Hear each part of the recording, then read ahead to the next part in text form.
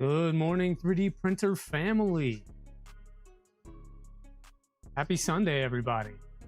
Back on the SK Cube today. We'll see how far we get. Barely kind of made it. I was literally just wrapping up as we were waiting to jump in stream. So hopefully things work. We'll see. Let's do a little backtracking, see who we got on stream today. I am seeing Aaron, good to see you again. And Mike, Shrimp Father's here.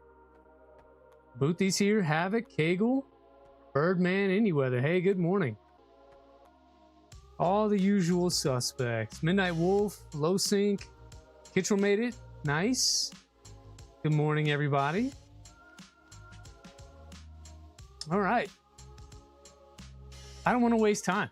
I want this stream to kind of go smoothly and to sort of happen pretty quick. So I'm hoping that we can get this going and have things wrapped up in about 2 hours today. I want to sort of enjoy my Sunday and do some extra stuff. So going to try to get through the stream in a couple of hours and do my best to try to do something special. We'll see. All right. Hey, Happy, you just made it in. It's like church, only different. It's like church, only better. None of the religion. Cool. So I think we'll do a little recap of where we were, what I've done over the last couple of days. I spent about, I don't know, 4 or 5 hours out here yesterday, just getting things set up. Ran into some issues. Believe I have them solved, but we'll talk through that here in a second. OBS times out your camera. What? Yeah. I might just get like one of these little Ozbot cameras and have that set up on a tripod outside of it, and then you can do it that way. It's about $100, $120, something like that. But that's what I would like to do. Spend your pro stream Sunday in the car picking up another printer. Oh yeah, which one? Hey Aaron, good morning. I'll take you over here. We'll take a look at what is going on with the printer. Got you zoomed in a little bit, but we've got tool head and things put together. I did go ahead and swap out for that ceramic V6 Volcano. So that's in there with a 0.5 nozzle and a Volcano style longer nozzle. So that's good to go. Probably gonna have to adjust the Z offset and whatnot. I know that I'm going to have to do some work with the Z tilt. 3 minutes before we started, I was here trying to get the Z tilt to cooperate, and I think my points might be off. So we'll have to go through some of that and figure out what's going on there.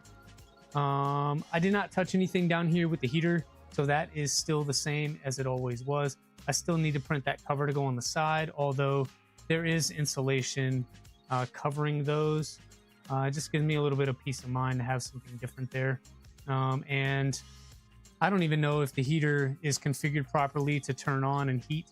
So we'll probably have to do that with some watermark tuning. And what else did I do? Around the backside, I'll show you that. Let's see, the printer is on. So this will take me just a little second here to get this spun around for you. Hopefully we don't make a mess and drop shit on the floor. All right. Wiring was atrocious last week. So in the interest of making things nicer, I did a little bit of cleanup here. Turn your camera down. Did a little cleanup here. Designed and made this panel that uses the existing Octopus and SSR mounting holes, and that holds the panel tight. And then everything that connects the board is just sandwiched together. So you have one long 45 millimeter screw in all four corners that holds the cover on here. And then it also holds the standoffs that are printed, and then holds the overall mounting plate to the back panel with a M3 lock nut on the inside. Crucial wire electronics is very complicated. I think it's probably similar to what we saw for a switch wire. I have a switch wire over there. I think it's kind of close to that. I don't know. I have a plan to build a switch wire and I'm not sure if that's going to be the next stream we do or not. I'm kind of on this like refresh old printers kick. But I am waiting for 2 more 40mm fans to go here over these 2209s, and then here over the extruder driver, and that should keep things nice and cool. Behind this fan is 2 2240s, so that should unlock a little more capacity for the X and Y motors. I also swapped those motors out for 2.5 amp motors. I can show you what came off of that, off of the XY axis, if I could figure out what I did with them. Here we go. This is what came off of the printer itself. So you've got these 2 motors. I want to say these are like 42mm motors. The ones that are in there now are 48. Out of here, fly. But it had these closed loop stepper drivers on here, and I could never really get these to work reliably or even see a lot of benefit in something like this. So I chose to just remove them, and then when I did, I noticed that this motor is a knockoff MKS motor, and if I look down in there, it's actually a 40mm motor, not a 42, and it's only rated to 1 amp. Yeah, it's only rated to 1 amp. So we're leaving a lot on the table. Hey, Robin B. Hey, Nathan. And Armor 3D Printing. Good morning.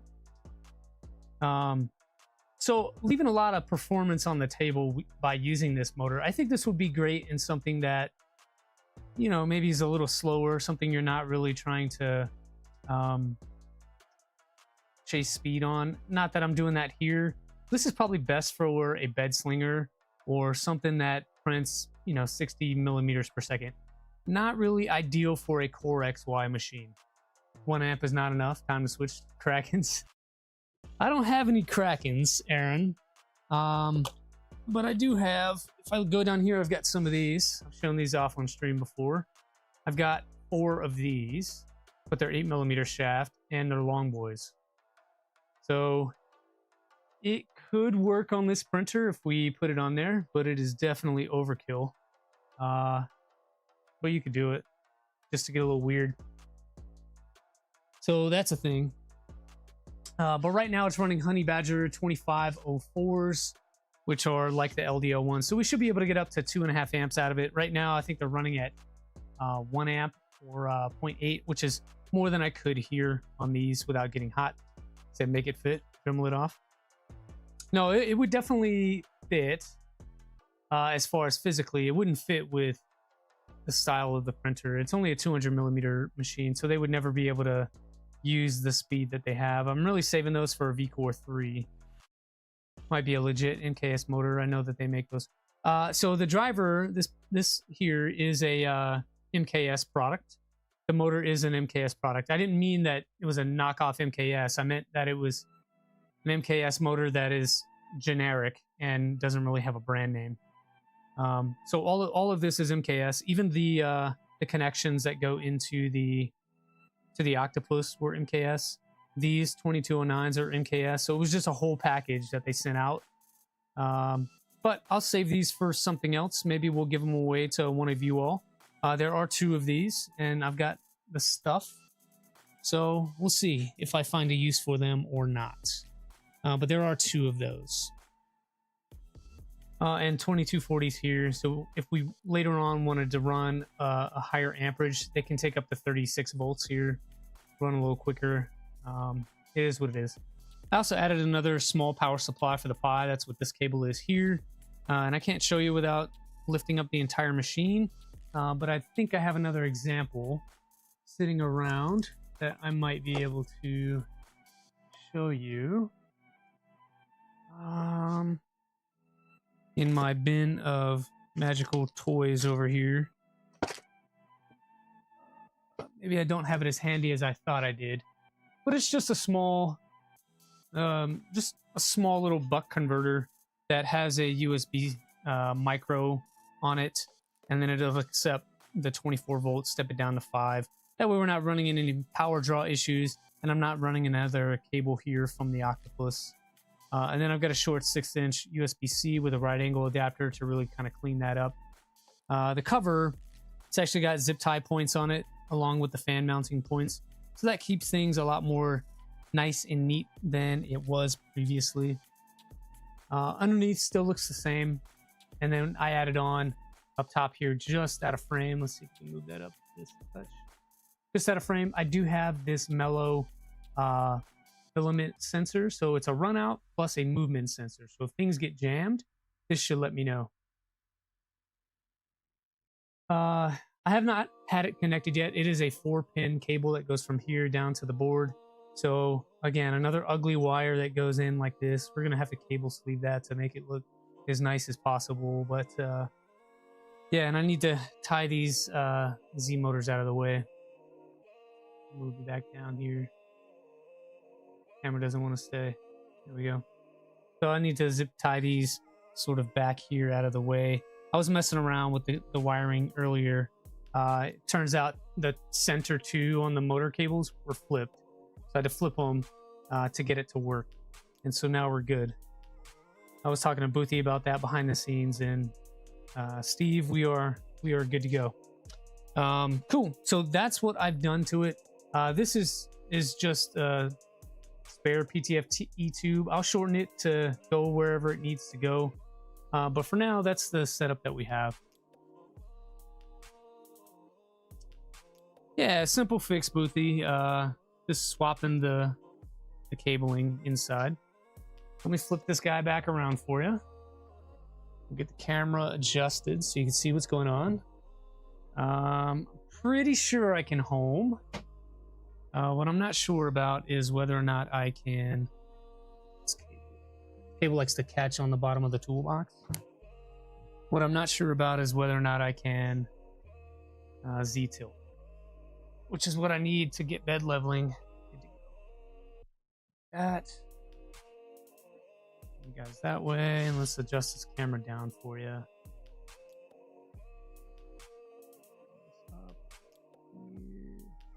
There we go. That's a pretty decent shot. You guys can see what's going on. Book flights, the cousin's wedding. Okay. All right, Aaron. Have a good time doing that. I'll see you when you get back.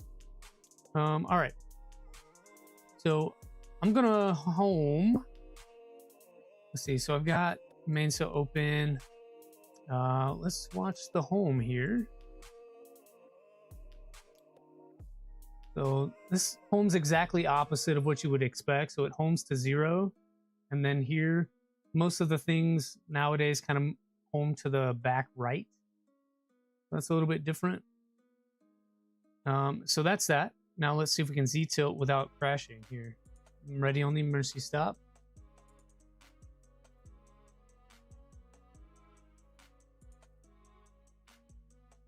So that did not trigger. So let's see. I think I need to move forward in X about,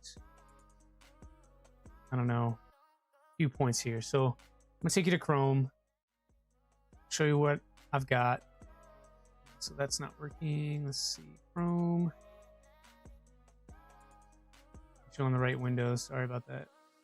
This one. Okay.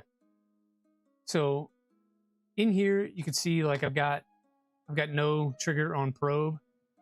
So that kind of sucks. I think that's just because it's off the bed, or maybe the Z offset is too high. So we'll come back to that one. What I'd like to do right now is come in here, and I know that my points are probably off. And so right now I'm looking at 30 on the X, which gets the probe over the bed, but it's too far back in Y. So Y is at 0. I think I'm gonna bring it to Y. Oh man. Oh, sorry, that's not the correct. It's this next one down here. So it's saying 30 and 5 for the point. I think I need it to be. Let's see, maybe 15, or no. So help me out, guys, if I'm thinking about this correctly. This very first point right here, that should be the point that I want the probe to go to in the first one, right? So if I'm thinking about this right, the first point should be the front left. That's not what happened. It went to the rear left. And maybe that's because the Z positions are out of order here.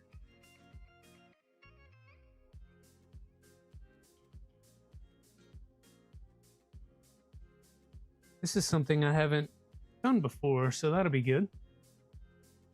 All right, so let's try. Is my homing reversed? I don't think so.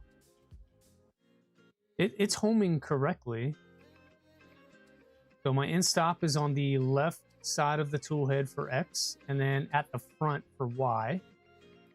So going into steppers here, right? So my position end stop is at 0 for X, and it can get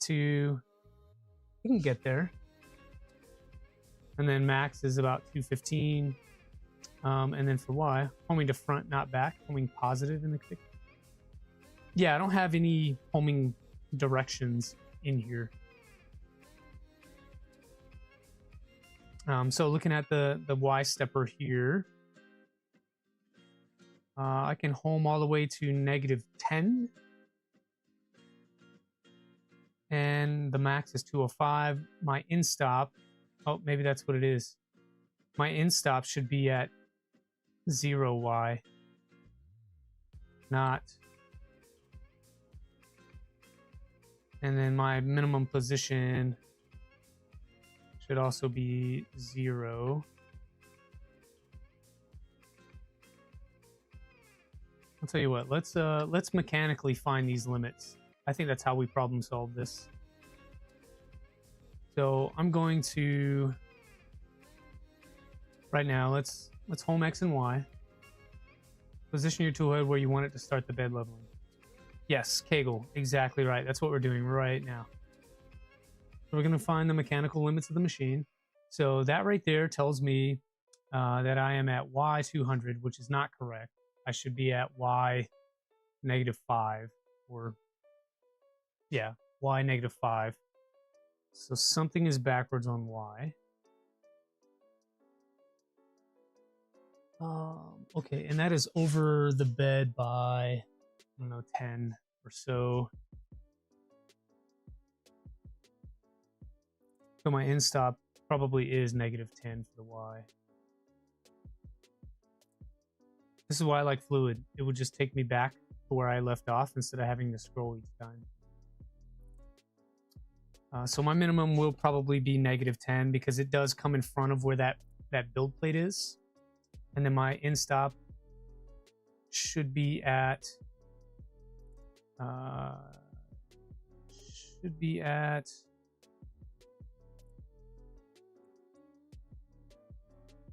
I'm trying to think through this. So if it touches and it's all the way out here, that end stop should be at -10, so the same as the minimum.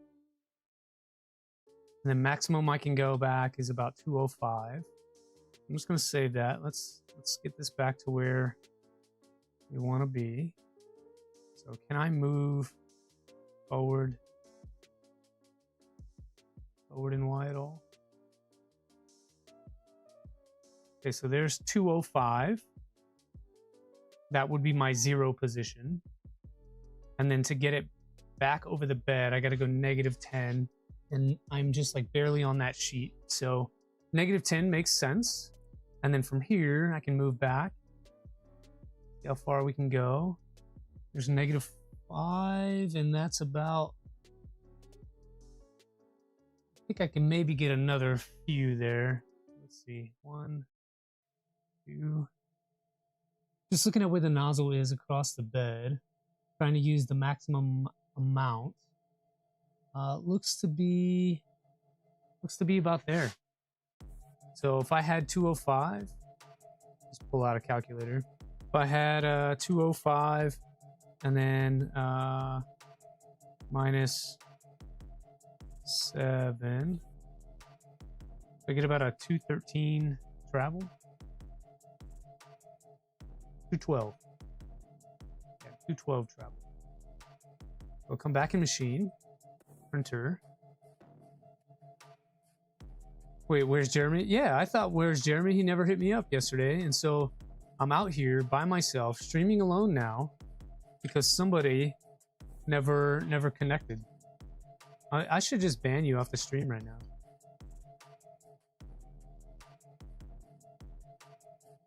Yeah, so that's good there. And then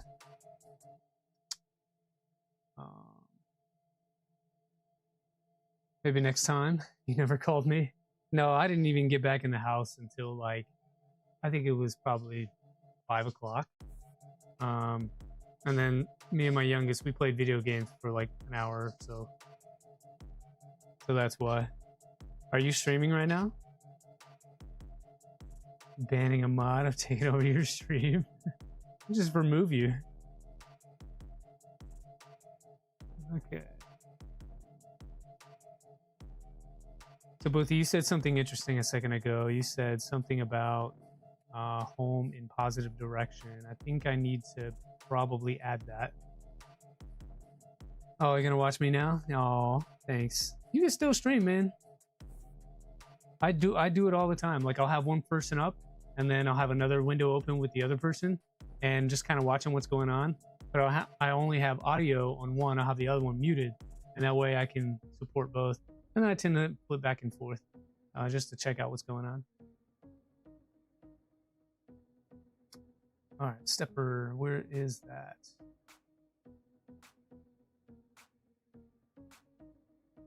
Min in stop max, track speed, min home distance. Here we go. This is the homing in positive direction that we need. It should go at the bottom. You hear this Jeremy guy plays around with high voltage like electro boom.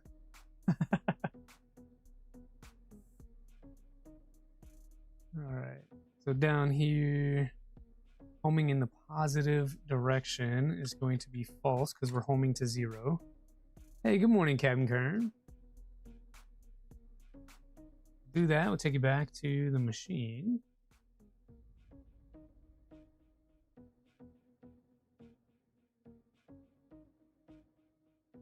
All right, we'll get homed.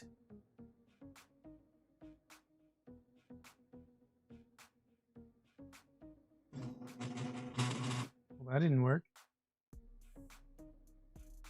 Jeremy be wilding out.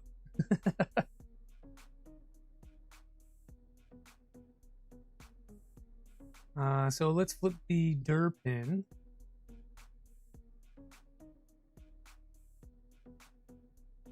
See if that helps us.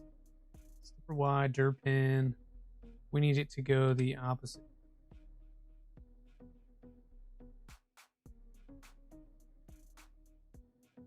I think what I should probably do is pull up from their GitHub the config that they have and use that as a good example. If this doesn't fix it, I think that's what we will do. Yep, so still going the wrong way even though I flipped the dir pin. So that was not... I wonder if we should flip X instead. I think maybe I get the motor wire swap.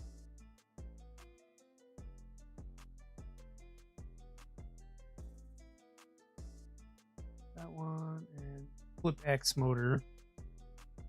See if that does a thing. And then we'll go back over to we'll go back to the GitHub and check that out. If this does not work. I'll tell you what, like, to be so heavy and hanging so far off the front of where that X carriage is, that's a pretty solid setup on there. I would love to collapse this down even more, maybe have the nozzle on the inside with the extruder sticking out the back, sort of inverted. That would be cool. This would do well with like a oh, what am I thinking of? The dragon burner or like an ant head tool head on here. This would be a great setup for that. All right, let's see what happens. All right, so that was not what I wanted.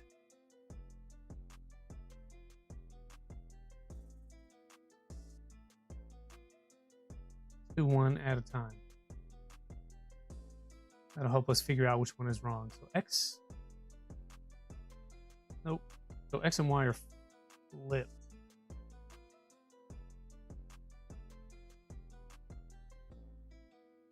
Let's try printer. And then we can do this one. The one way I could do it is just move the motors at the board and then do it that way. So that's what I'll do. So I'm gonna shut down,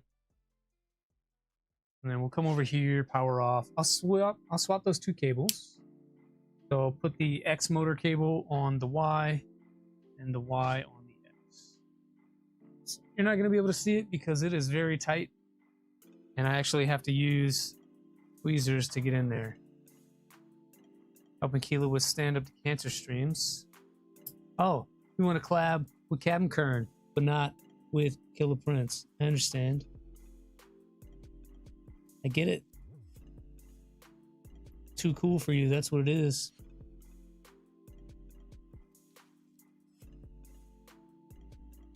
Flip these motors cables real quick. I'm just swapping the ports. But because the way that this board is on here, you cannot see what I'm doing.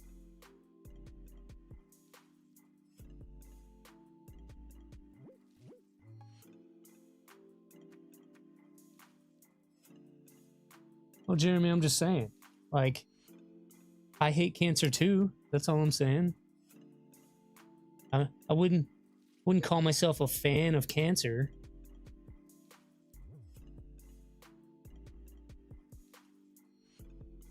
Morning, another CG. I don't know that I've seen you here before. Just swinging by to say hi, or kind of like what you're seeing with the SK Cube. It's definitely an interesting printer. Kind of outdated from what we do now, but still interesting for the time. I think it just had poor timing. Like when this printer came out, that's when we first started to see the rise of Voron and stuff like that, and that just blew it out of the water. Come on, you. Why are you giving me trouble?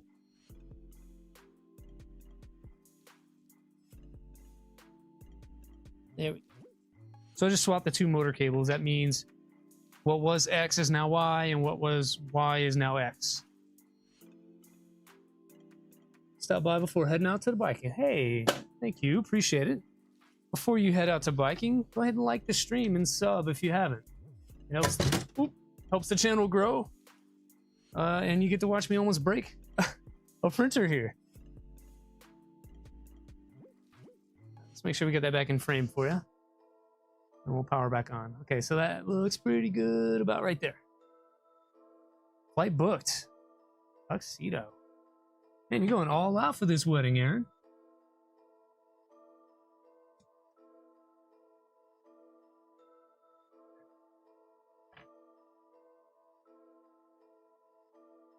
Yeah, we're looking at maybe going to Vice. So I was looking at plane tickets for that. Went out to Portland for a couple days. Yeah, it's like I really want to go. I'd really like to go. I gotta figure out the money situation. We just sent our daughters away to Little Rock for the last couple of months, and now that they're back, so it's flights out there, flights back. What's the damage for Vice? For me, anywhere from $130 to $200 round trip for the plane ticket, and then you have hotel and basically per diem for the 3 days you're there. So roughly $500-ish. And that doesn't include like a rental car or anything like that when you get there. So it'd be Ubers or whatever's available. Mike says 0 out of 10 would not recommend cancer.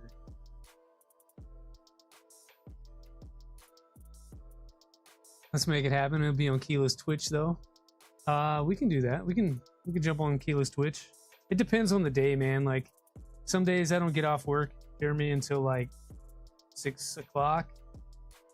p.m. and that's like 9 p.m. for you all. So you're probably already starting to stream. So we just need to coordinate a time and whatever. All right, I think we're good there. I'm going to see if we're working now. We are connected. Let's see if we're homing correctly. Let's go X. Still going the wrong way. I did flip motors.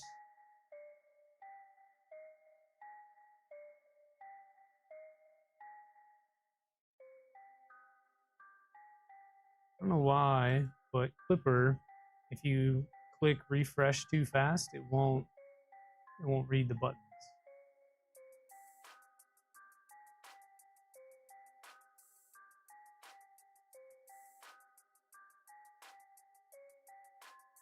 We have a BCN 3D Sigma that you would like to upgrade. Not sure if it's worth it. Also have the Ultimaker. We've done some upgrades too. And Clipper. Changed that machine a ton. Yeah, that's cool, Jeff. I think BCN 3D Sigma, I don't exactly know what that is, but I think anytime you can take an older machine and put new parts on it and make it work again is a good thing. People love to have some backup. Bit nervous. Oh yeah, because Keela loves me, that's why. She thinks I'm fantastic. It's an IDEX. I mean, it shouldn't matter if it's an IDEX or not. I think no matter what printer it is, IDEX or otherwise, swapping out the hardware, so changing out the main board, like all the wiring should still work just fine, right? It's just maybe adding some new connectors, lengthening, shortening wires, whatever you need to do to swap in that new main board, and then all the hardware should work, unless your hot end or something has like a daughter board or whatever on there that's required. And even in that case, remove that crap, add on something, add on a tube like Aaron said, and make it custom. What's this printer all about, GPs? It's a 200 by 200 Core XY, belted Z, older school classic style. Here, take it back over here. Make any printer go faster. It'll make it print faster for sure. Good morning, Steve. So GPs, it's 9mm belts on X, Y, and Z. 200mm build volume, stainless steel, bent frame. Comes flat packed, all like pulled apart. So everything is held together with M4 screws and lock nuts. You got linear rails on every axis. The tool head is a carbon fiber plate that uses a BMG and an older style V6 Volcano. There's also like a Pinda probe here. That's a little bit old school now these days. I guess selling point is there's a chamber heater down below, and it's fully enclosed. It's pretty heavy for what it is based on what the frame is made of. And it's not sealed very well. So I don't know how good it's going to hold some heat. I'd have to do some work here to really seal that off. All of this rubber stripping here probably needs to get pulled off and replaced. And because the way that the panels are overlapped, you need a thicker piece of foam across the middle here and a thinner piece on the outer edges. And that'll allow those panels to sit flush and seal a little better. That would help. There are some gaps down below that could use some filling that may help it hold in a little better heat. Same with the back panel. It's kind of spaced off. It leaks like crazy. Yeah, allegedly they still sell kits. Not my kit at all. Capable of high temp, not out of the box. So again, it's a V6 Volcano.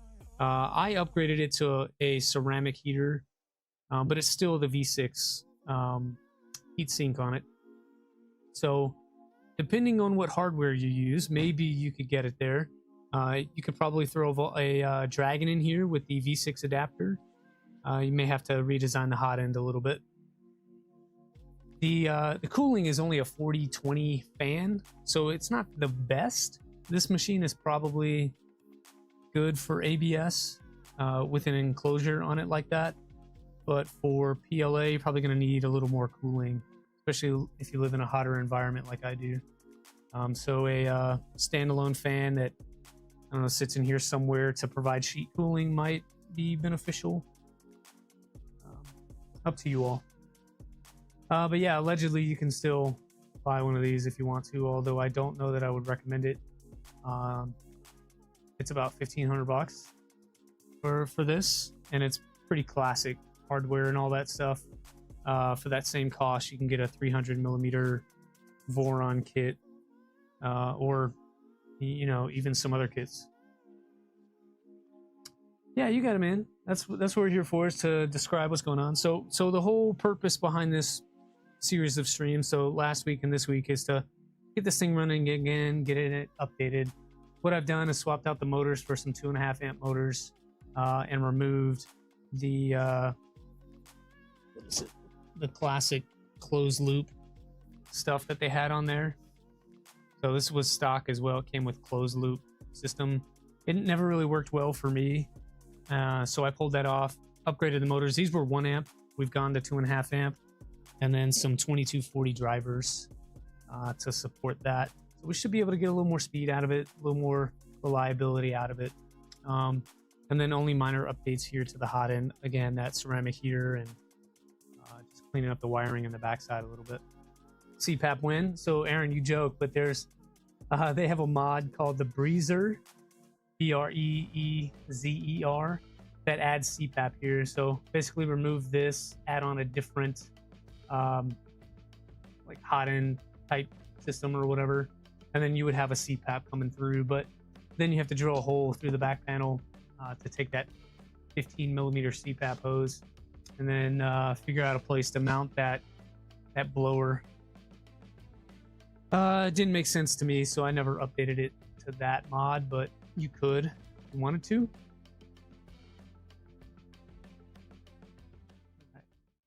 Get back to it here. So what I'm seeing using the Voron guide here, I like the update they did to this. You get to select your printer at the top. So for example, starting off, you get to select what you're using. So I'm using main cell fluid, and then I have an inductive probe. And then from there, you get to do a couple of checks, make sure that things are working like they should. I have already done that. And then here you verify your temperatures. So just setting something to 50 degrees C and see if it heats up. Mine did. It does need a PID tune, but it did turn on and get warm, so that's good. Then we moved on to stepper motor check. This is where I got stuck before stream, because the two of the motor wires were swapped. So when did it happen on the website? I'm not sure, GP. I just jumped on here today, and this was the first thing that came up. So that's probably more of a question for someone that's on the team. But this is the first time I'm seeing it too. I don't think it happened in the last 24 hours though, so it's probably something that has been here a little bit. I just didn't realize it. So yeah, this gives us a good idea of what's going on with the steppers. Pretty sure you used it a few weeks ago and it was the old version. Yeah, same. I used it probably 3 weeks ago and it was the old version. This one, I don't know. It's the new version. It's helpful. I like how it's set up, and you can just kind of walk through each step instead of trying to read, a long paragraph of stuff. And then if everything goes right, it's good to go. If you need troubleshooting, you can expand it out and get more info. All right, so what I'm seeing right now is when I home X, Y moves, which is not what I want. And then when I home Y, which we haven't done yet, let's try this. What happens when I home Y? X moves. Okay. So, this is okay.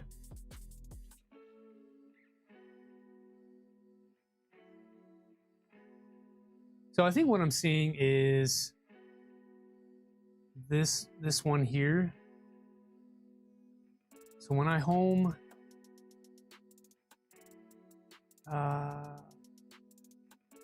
it's kind of a mix. It's weird. So when I home X, it's sending it backwards like that. So it tells me that the connectors are swapped. Something RTFM. Yeah. I don't think there's a manual for this though. We can try that though. It's a pretty decent idea. So using the link that's pinned in chat will take me over to where I need to go. Here's the thing. And then from here, you can just go to the docs for the cube. Come on.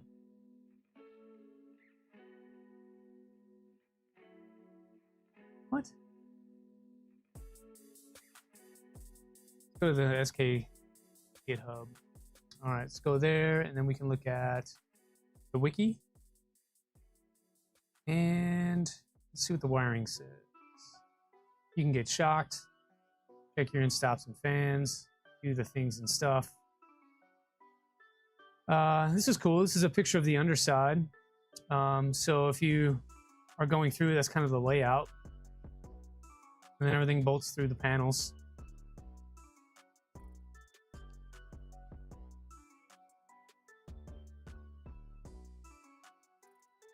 Like that. That's the bottom side. All clean looking before you get in there with wiring. The wiring that came with the kit was more of a harness style. Things were terminated and already cut the length and all that kind of stuff. I think being a beta, some could have been longer, others needed to be shorter, etc., etc. There's probably some cleanup to do. Yeah, a lot of it did come pre-crimped, Aaron. It came with all the wiring as well. So all of this stuff here is what it was. So these are all of the items that you got, and cut the length, tells you the color, what terminals are on it, that kind of thing. Hey, GTR Dad, morning. Yeah, so came like that, tells you how to wire stuff. Sort of looks like that. I think that can be improved, but it is what it is. So it was pretty decently documented out of the gate. Oh, it is grounded, right? So there's a grounding wire. I think if it were me, I would run this, I don't know, behind this area here to sort of tuck it up out of the way, make that a little bit longer. You can see how that's sort of straight and strained. I would like some more flexibility in there. And that is the common theme that I saw across a lot of the wiring. So this one here as well for the SSR, it's a little bit short. You gotta make sure you're good there.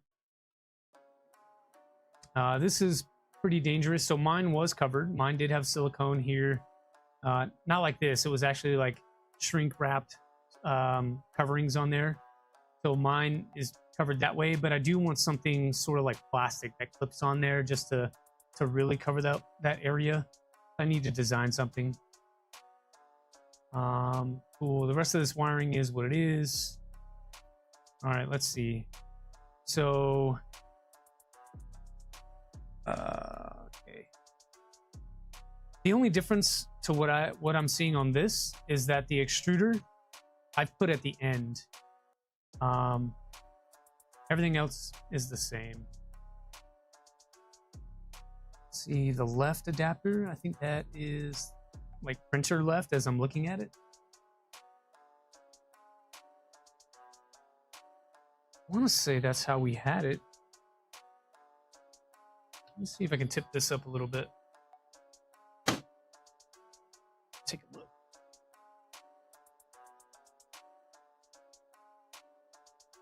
Okay, so right motor is on motor 1, left motor is on motor 0. I want to say that's how it's put together.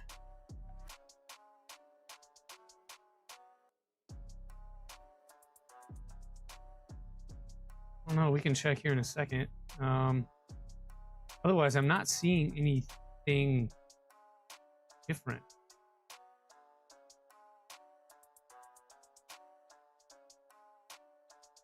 Yeah, I did have to do this. What else? Yeah, we did debug, and that's the end of that, right? So really the only thing I need is this one here. So we'll go ahead and shut down. I don't like playing and plugging things with power on.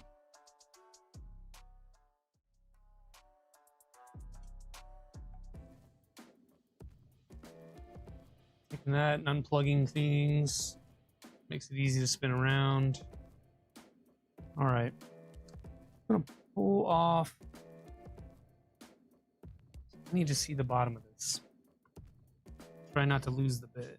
Okay, so this one is what I think my left. So right now I have the left in the motor 0, and just double checking over here. That is correct based on the wiring diagram that we saw on Chrome. So the left motor is in motor 0, the right motor is in motor 1, and that's correct. That's what we have. Unplugged printer. Yeah, definitely unplugged. I am not trying to get shocked. That's like my biggest fear doing any of this stuff, is to get shocked. All right. So things are configured like that. I think the next step is probably to check their sample config and see how they have it, and if that matches what I've got going on. I mean, we are doing Calico on this one since I had to rebuild everything anyway. The original image just did not work. What up, Digital Dragon? Good morning, Luke.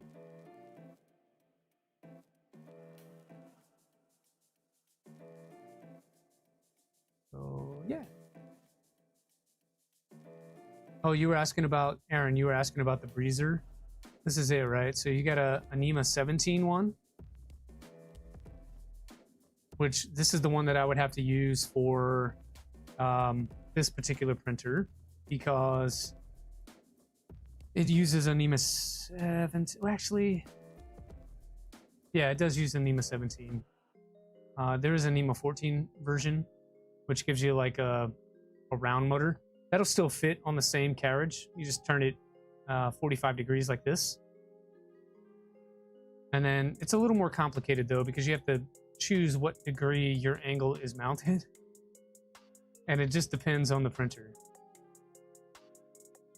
And then you have 3 different ducts to choose from. And I don't know, this just didn't look great to me. Although it does unlock a smaller extruder and a 1515 blower and that kind of stuff. I think this would have been okay to add a little bit of additional cooling, but you can see that it's not exactly sealed off, right? You've got the blower that goes across the stepper motor, which is great because it cools it, but then that same air tries to go down some ducts somehow that are not sealed off, and that doesn't really work. You can get rid of that altogether and just use this CPAP version. So this is what you were talking about with CPAP. So you have this rotatable connection at the top, and but it does the same airflow business. It goes around the motor and then down through some ducts. Where are those? Like this. But these are not sealed off. You know what I mean? So I don't know how air magically goes down the duct at all.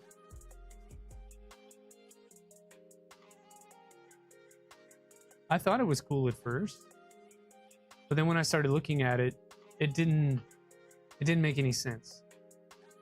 So I chose not to do that. Good morning. You going skating? Look. Good luck. Hi, buddy. But it should fit.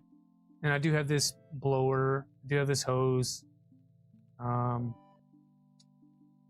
I could print the parts if I really wanted to, but you end up with something that looks like this, and it would use that port back there where the heater is currently. So I would lose that chamber heater in favor of this blower. Wasn't keen to do that. I can modify it to move out of the way, but it really kind of didn't tickle my fancy there.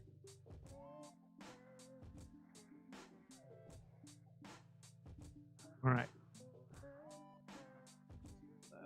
Man, I'm like super looking at this now. So this is the left motor.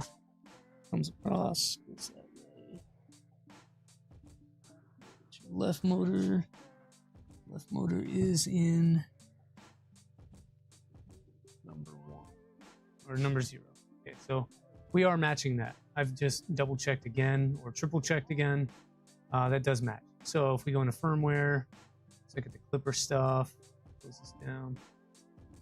There's one printer config here. So the last update was 2 years ago, and it updated the rotation distance in the Z. So let's figure this out. Reverse for question. Why would you put a question mark there? Now let's check and see what we've got.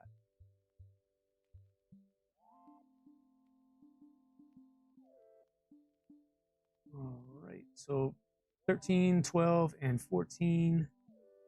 13, 12, 14 both are inverted, which is great.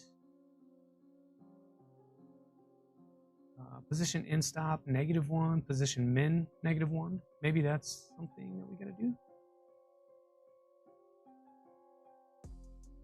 Your crayon hot in. Yeah, so the crayon is, I have 2 of those somewhere in this mess. I put them in a filament box, and I put that filament box somewhere. But as you can see behind me, I'm, just inundated with film. And so I don't exactly know what I did with the 2 crayons that I had. Crazy. But I had 2 of them. Never even got to try them out. Opened the box, saw what it was, put it to the side, never found it.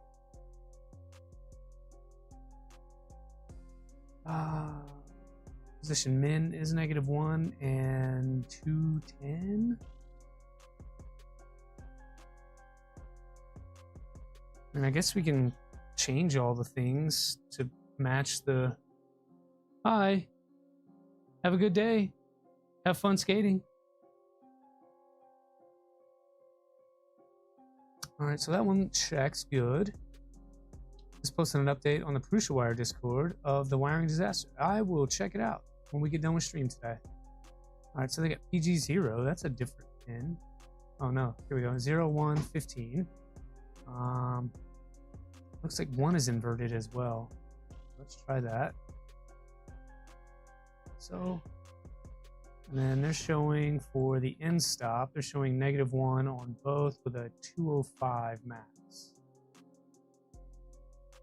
Okay, so let's do that. -1 on both with a 205 on the max.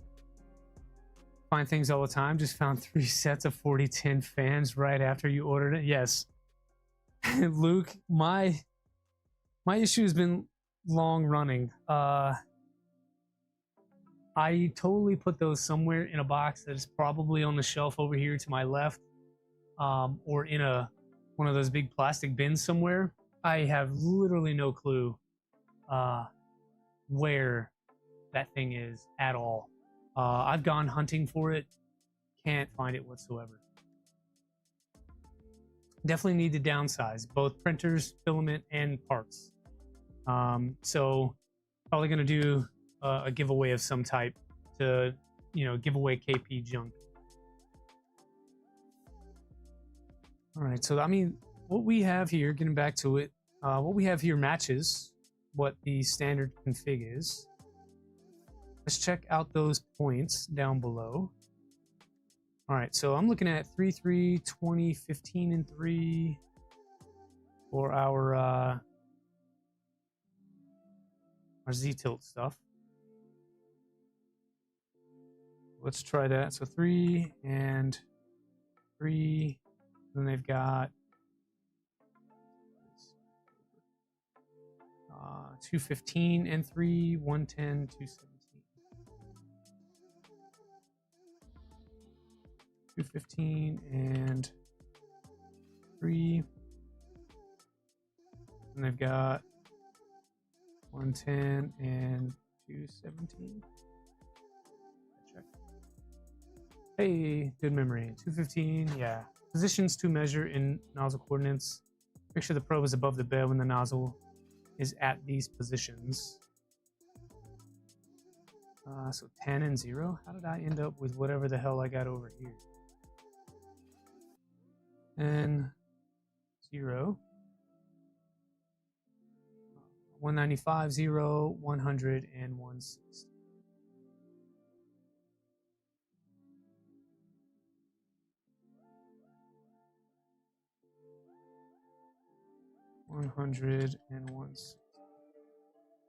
Going back to check. 195, 0, 100, 160. Speed at 150.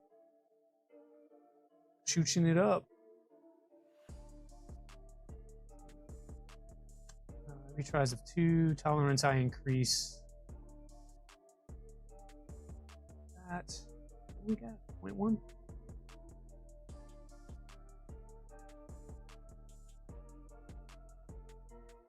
I think everything else is going to be the same. These frequencies might be okay to start with. BMG, Dragon, High Flow.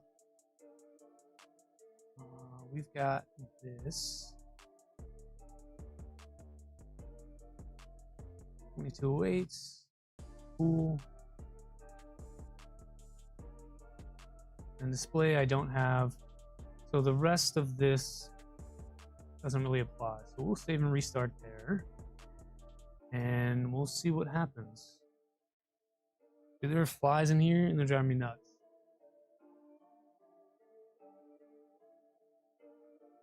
This in the center just to be sure. It's home X. Wrong way.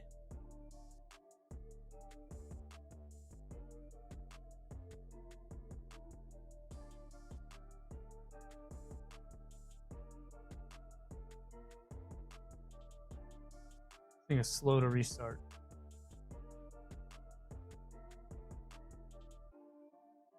Basically, I have to stop Clipper and then restart Clipper. And then it gives me an MCU error, and I firmware restart that, and then it finally goes. So X is the incorrect way. And let's see what Y does. Y is also incorrect.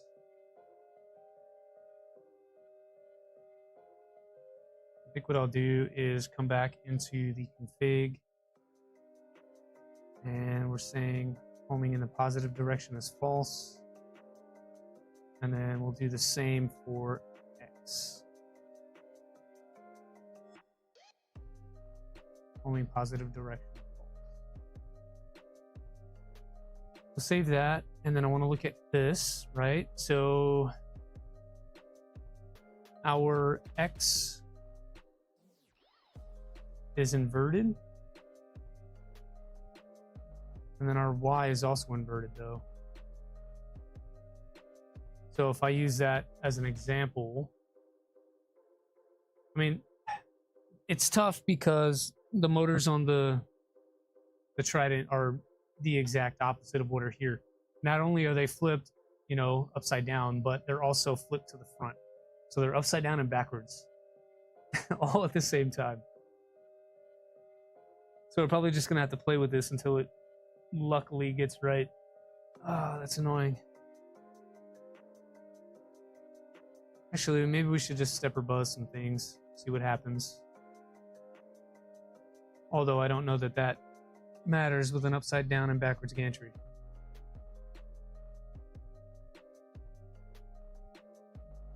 Okay, so if we invert both, then, or not that one. Yeah, I love the Voron docks. Yeah, they're good. If you're building a Voron. This one has the gantry upside down and backwards. Motors at the front and flipped, so that it's a little different. Let's see. So if X and Y both are backwards, by flipping the dir pin on both, I should be good. Sanity check, like that makes sense. So glad you're not the only one that finds this part frustrating. Yeah, it's definitely frustrating. If I were building a stock Voron machine, most likely I would have the gantry correct. They do a very good job at giving you a base firmware that works out of the box with the stock hardware. So if you buy the LDO kit, you throw the LDO clipper config on there, it's going to work. And I just noticed too, this front motor is like tilted. It's like tilted to the front. And I think this one is the same. I think this one is also tilted to the front. And I just noticed it because I'm seeing the belt rub on the Z-axis idler. So they're both like tilted towards the front a little bit. We could fix that. It's doing the dab. Yeah. Yeah, it's probably, I don't know, 2 or 3 degrees tilted forward. That's okay. We'll figure it out here in a second. So once we get this thing moving correctly, it'll be fine. In the middle. And X. Okay, that's good. Y. That's good. Try some Z.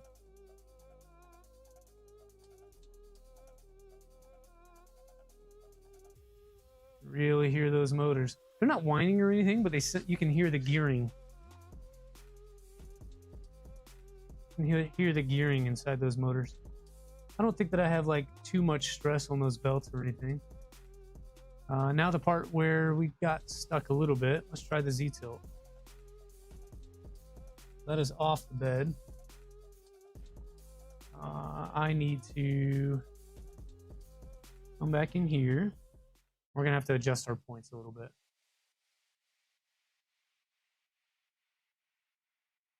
All right, so this first point on X needs to be more than more than just 10. Clearly, probably should be. Let's get the ruler out here. Probably should be around.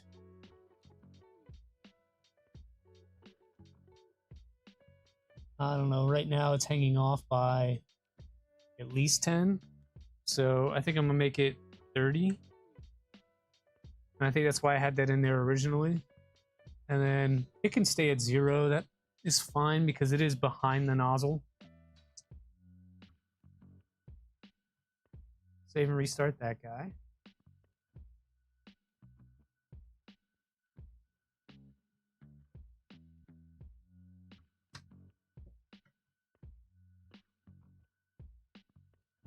And now that we know it homes correctly, we can just home all, no problems.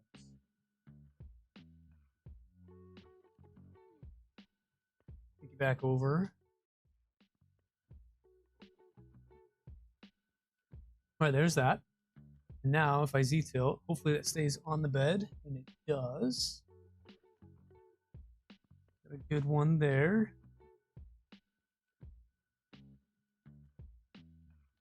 And it goes to the front.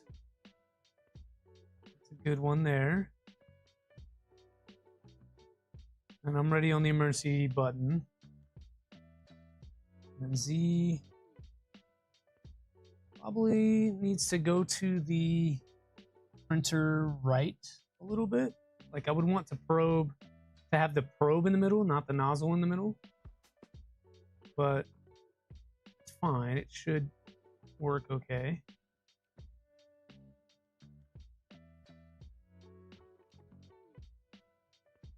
Should do some adjustment here in a second.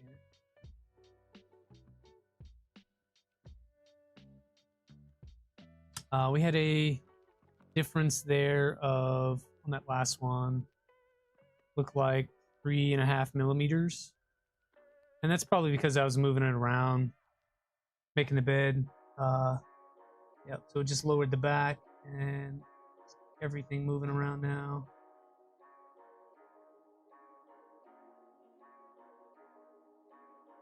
I think maybe one of the Z's is inverted because this front side over here is like moving up and the back is moving down, so that's weird. I wonder if we get the Z stuff backwards. We'll watch it on the next adjustment here. If this front corner, this front right corner moves up, I know that we need to invert that one. Probably should have stepper buzzed the Z at least. That's what I'm seeing in the adjustment so far. Yeah, and that made it error out. So I'll tell you what, let's do disabling of motors here. And then we'll do a little bit of a stepper buzz on the Z's to see if they're moving in the right direction.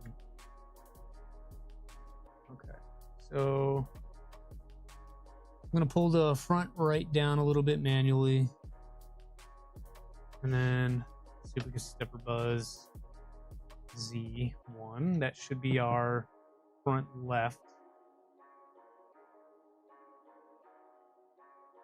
Buzz and Z, it should move away and then back, and it does. And we'll do the next one, so Z1.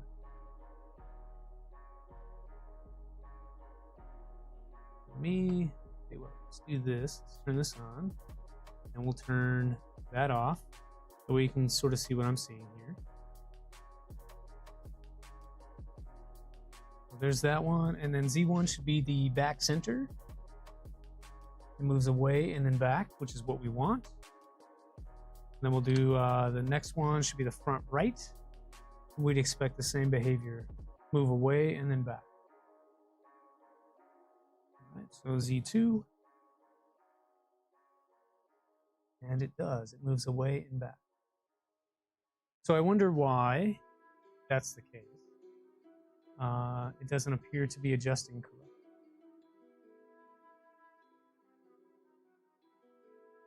Let's go back into printer config. Let's look at that Z tilt again. It's gonna be the challenge, I'll tell you. I thought on X this could probably move over, so I moved the initial point over by 20. I feel like I should move this one over by 20 as well. The Y seemed fine, although you could go back a little more if you wanted to. I think we could probably get that back to like 190 and be okay.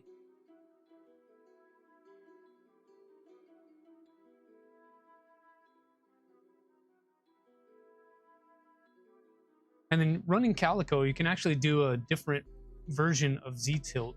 If I look at the config over here, they have this Z tilt NG. This one here that does the same kind of stuff from what I understand, but then it also does it with fewer points. So it's supposed to increase accuracy somehow by using extra points. So basically what it does is it will do the outside 3 that you would see normally, and then it moves in a little bit and does another 3 and does some sort of calculation there. And it's supposed to, I think, it's supposed to like override wherever your attachment points are or something. I'm not super smart on it, but I wanted to get this working as is first. Let's home all. Once I get this working as is, we can go into the other one.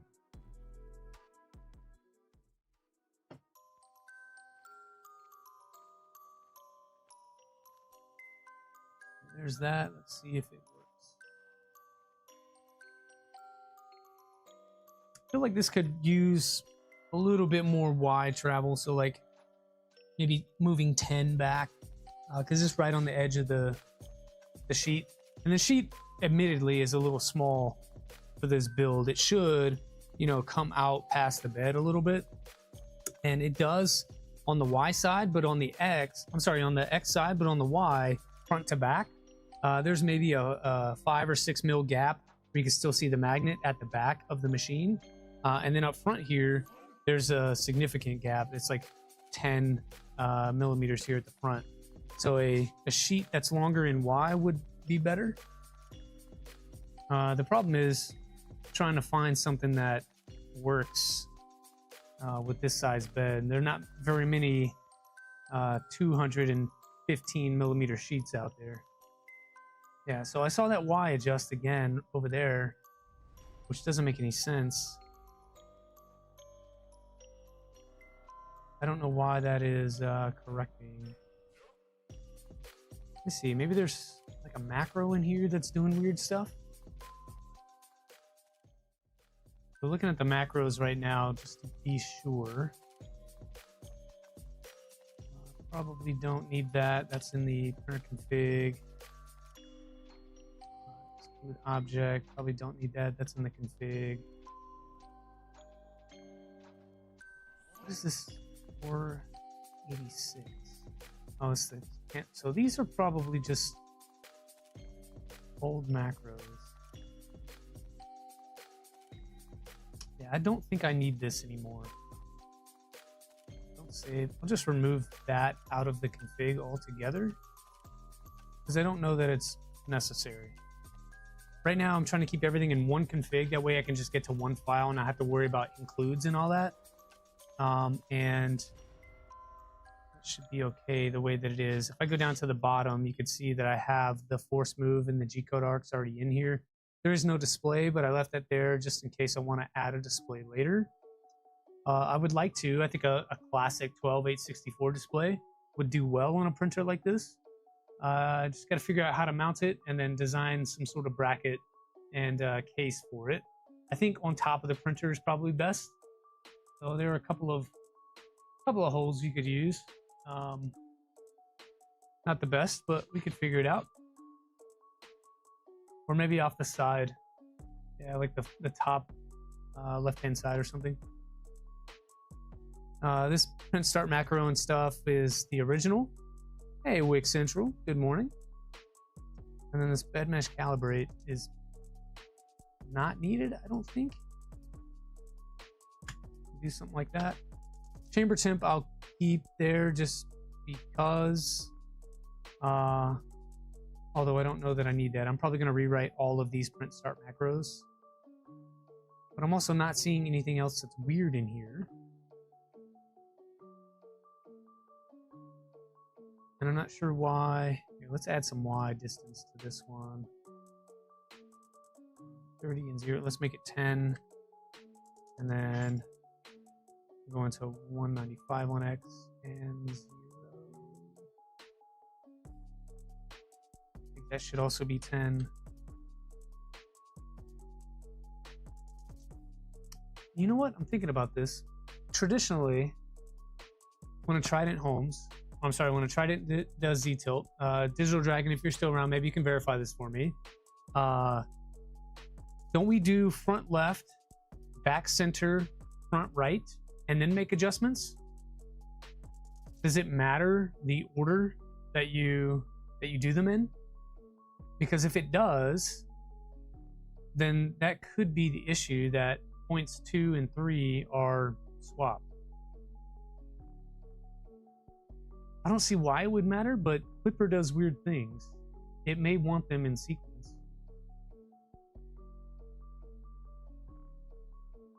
I think I'm gonna just swap them as an experiment. Let's see what happens. So the first point, front left. Next point, middle rear. And this could probably go back to like 180 on the Y, just to get a little more.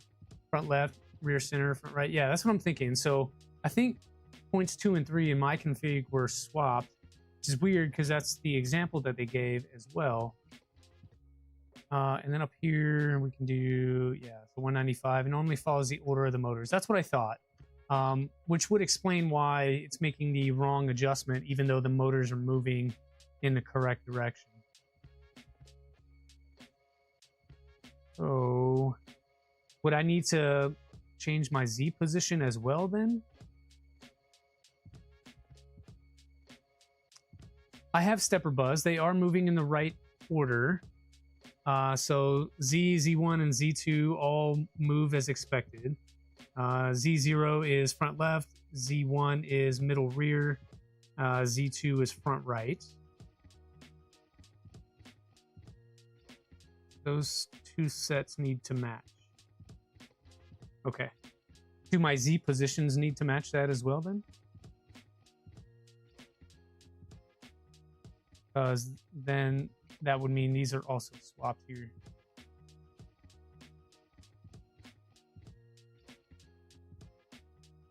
Then yes, the order of those coordinates matter. Okay, that makes sense. I didn't know Steve was still here. I should have just asked the Trident God, and we could have figured that out. Like, my brain is telling me that makes sense, but I've got this other, you know, bad information that is supposed to be a example config on the GitHub, and it has them different. So it's like a conflict in the brain. But it does make sense to me that the stepper order needs to match the Z position order, needs to match the points order. And I think now it does. I think now it does.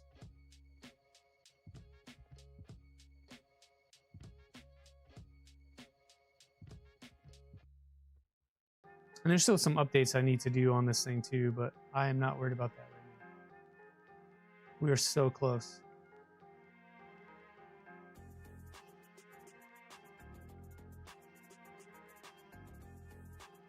Back over.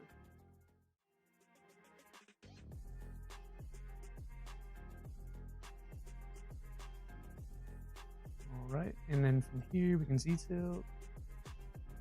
That looks good.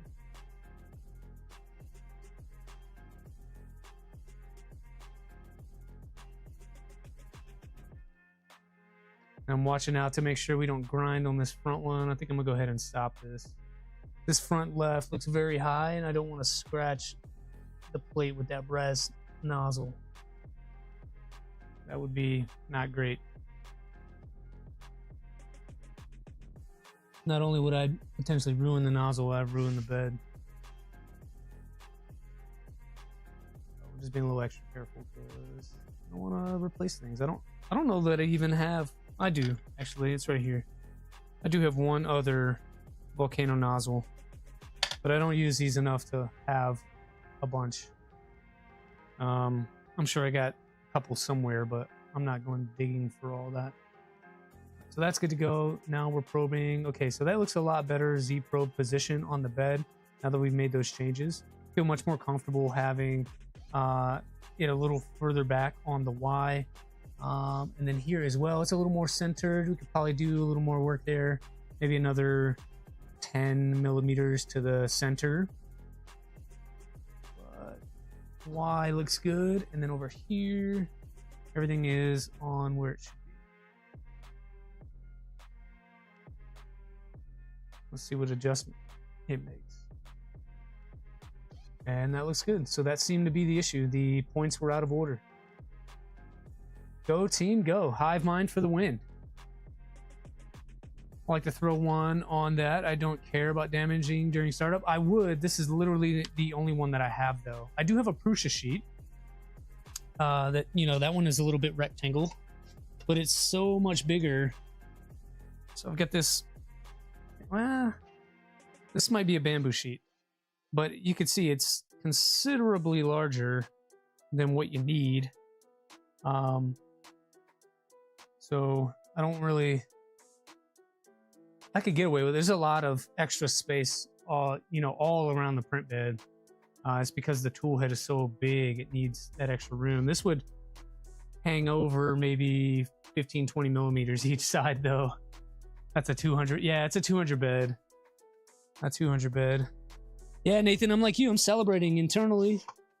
Yeah, but it seems like it's a little bit longer front to back than it is left to right. So just need to like shrink it in. So maybe one of those long Prusa mini beds. Maybe that might work, but I feel like it would hang off a little too far in the front. We can use what we have. It's just something to take note of. So cool, that's a thing. We just had that done. So let's home Z again. We need to do some PID tune. We need to do some Z offset. This is going to have to be with the paper test because there is. That's my only option with this. Let me see if I can find. So we've got one of these. We've got a 3D Musketeers metal business card. I like to use this for measuring my Z offset. Paper tends to crush. Where does the config define the Z tilt points? I will show you, Steve.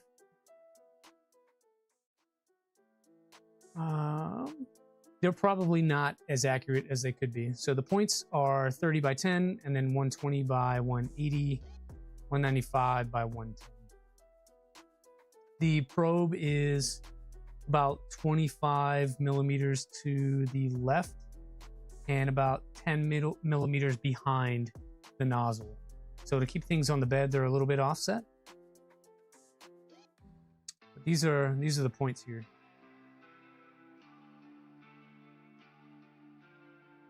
And that seemed to work. Z position is what I meant, and it looks good from what you can see. Z position. Oh, these here? Yeah. Z positions, again, those are... So maybe that's something you can help me understand. Let me show you what I'm talking about here a little easier. When I read the Clipper docs, it says the pivot point of the Z. So to me, that means where the bed attaches here, right? Some define the positions in the wrong spot. It should be where the pivot point is, right? So for me, I understand pivot point is right here because that's where the ball is, and here and then back here. Or are we meaning where the belt attaches? Because I think I'm correct in assuming it's here. So for me, this would be 0, 0, and this would be 200 by 0, and then 100 by 0, or sorry, 100 by 1 by 200 in the back. Yeah, I'm correct. So it's the pivot point. Okay, so I mean, while we're in here, we can make those adjustments. This is definitely not 3, 3. This should be 0, 0. And then over here, this should be 200 and 0 on Y. Oh, these need to match. So this will be in the back 100 and 200. Stab it. And then over here, this will be for 0.3, it'll be 0 on the Y and 200 on the X. Pivot point, the ball. That front corner very well might be 3, 3. Maybe. But is that based on where my end stops are? So if I put the tool head at 0, 0, the nozzle should be over that point, correct? And if this pivot is beyond, so let's try it. I'll show you what I'm talking about. That would be a lot easier than trying to talk through this. So if I put my tool head at 0, 0, it should be directly over that screw. And to me, I don't know if you could tell, it looks like it is probably 3 and 3. So look at Steve, big brain on Steve over here. Yeah, it probably is 3, 3. So unregarding all the things that I just did. I need to flip back over to fluid. I hate having to scroll to get back to where I was. So we can just undo. That's not going to let me because it's not fluid. 3 and 3, and then we can save that. Even if it's a bit off, it'll still converge in the end, probably a few more cycles. Yeah. It just makes me nervous that I've had to change so many things to a stock config already, right? And so now in the instance of trying not to damage anything, I want to make sure that we're actually correct. All right, so I'm gonna move 100 on Y and 100 on X. That should have me. Oh, that's wrong. Wrong button. And 100 on X this way. That should be in the middle. And then I should be at 200 right there. That is not the center as far as I can tell. So looking at where the center is, we probably need to go 10 more on X. 8. About there. We're looking at about 107. Yeah, about 107 for the middle. And then if I move it back on Y anymore, let's see how far back.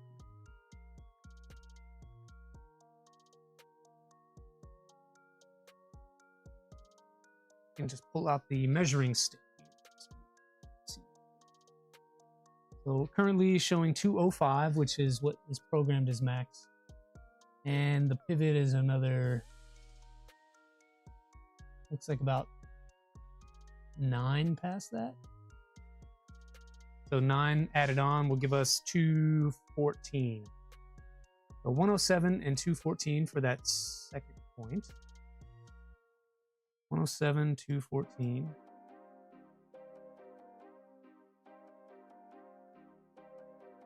Okay. And then for the last one, we'll do the same process, just kind of move that towards home. So we will home Y.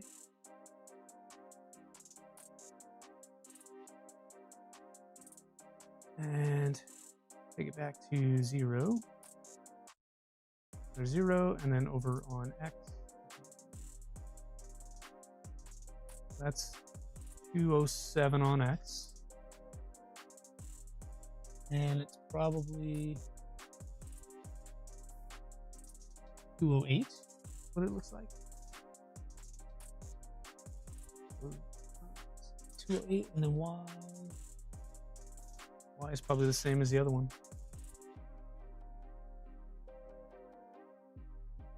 Got it. So Y here.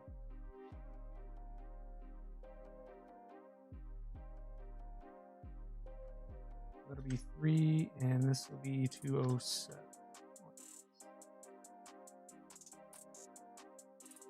And then our points are the points that we're probing, so those look fine. You can see. Hey, Britton Bricks, you're welcome.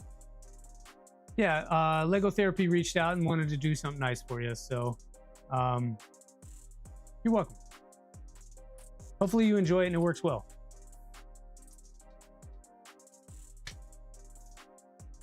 Okay. I'm back in here. I think we are good to go for all the things. Try to do a Z point.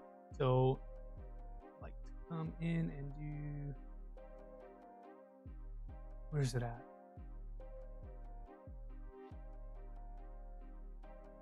Decalibration.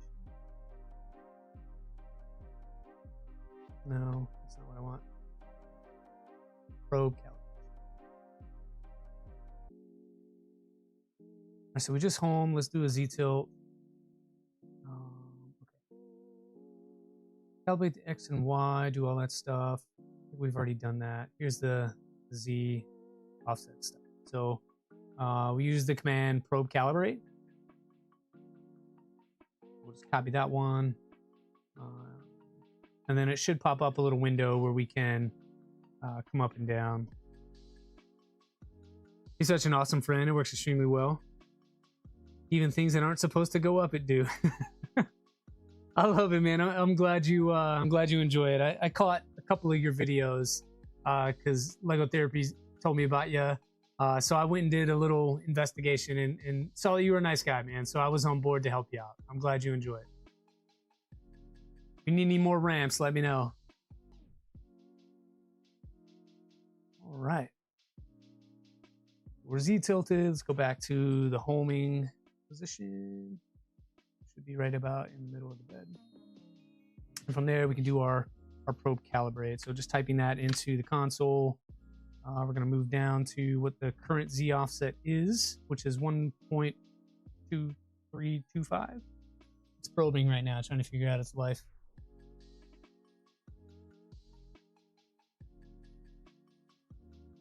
What are we doing? Oh, it's going to where it thought the probe was. Okay, so right now we're at 6.233. And then from there, we're just going to move it down. So I like to go in increments of 1 to get pretty close by eye. Still don't want to touch. Right there looks about good. So 0.23, still I can see some light and I can get this card underneath. So just using that card. And then now, because I'm already sort of tight, I can go by little. I'm using the smallest possible just because I don't want to rush anything. This tool didn't used to exist. It's very nice.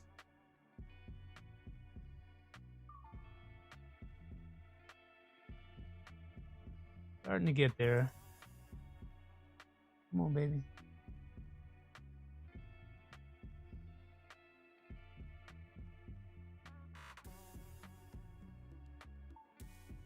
Maybe we had it set correctly from the go. And it feels pretty good. I think that's about good right there. Maybe a touch more. Split the difference.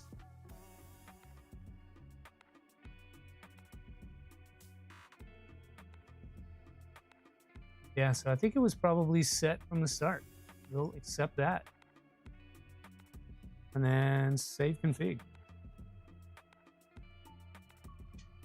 I'm surprised that kept after all the moving around and everything. We have saved that.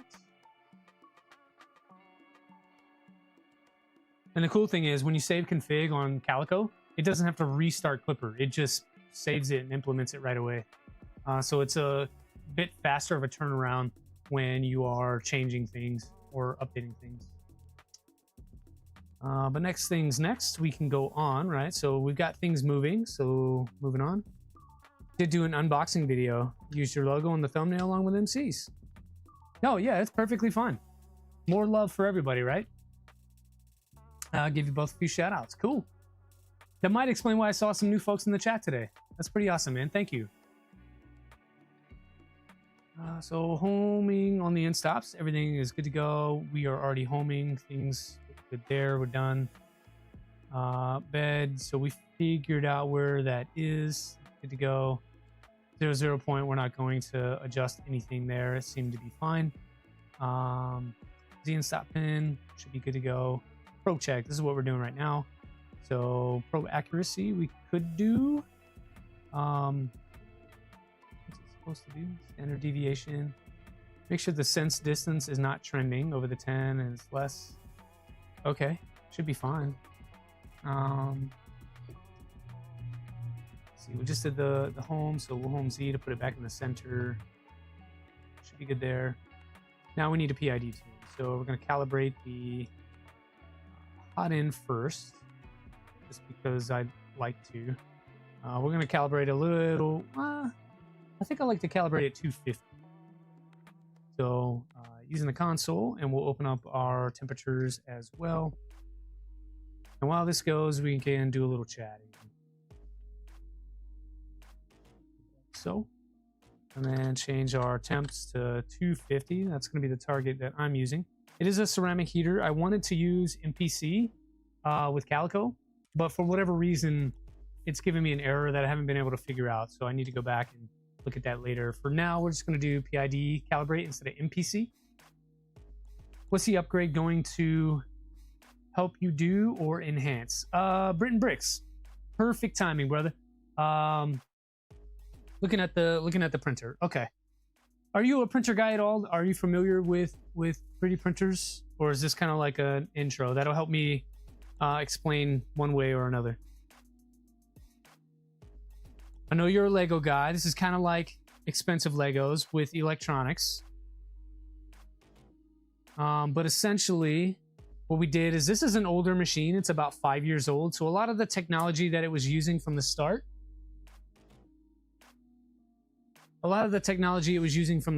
is not at all. Got it. Was about 5 years old. So in technology world, 5 years is a long time. We were using an outdated hot end on here. So that's the side that pushes the plastic out. And we were using outdated software on the machine, and we were using older motors that don't have quite enough grunt, and the portion that drives that motor is called a driver, and those were also a little older. So replaced all those components, and now what it should be able to do on the same hardware is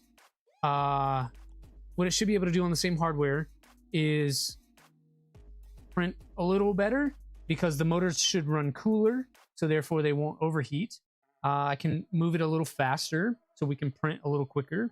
And then with this newer hot end, it should be a better melt and a better layer joining. I'll say it that way. Better layer sticking together, so parts don't break as easily. That's about, yeah, basically like a Service Plus tune-up. I like that verbiage. But that kind of opens a can of worms when you go from a 5-year-old firmware software trying to rebuild into today's standard. There was a lot of like programming behind the scenes that we had to do. And so we're an hour and 40 minutes in and still not printing anything because of challenges. PID tuning with part cooling on or off. I probably should have turned it on. I like to PID tune off, and then I'll do it again with cooling once I decide what level of cooling I need.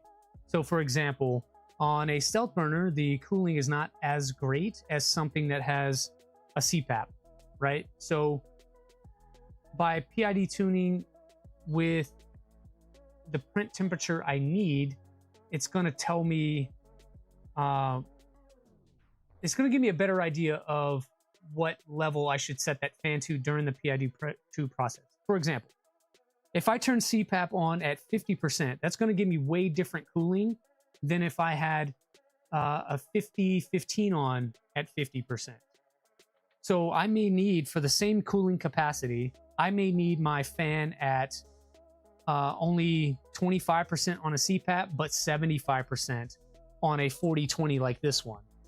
And so right now I don't know what setting to set my fan to. And so for testing purposes, I'll PID tune like this. Once I determine how much cooling I need for ABS, then I will PID tune again with my fan speed set at that temperature.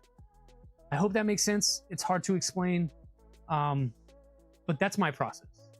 So right now, we're just getting it in the ballpark. I don't know that, when we add cooling, it's going to change it that much.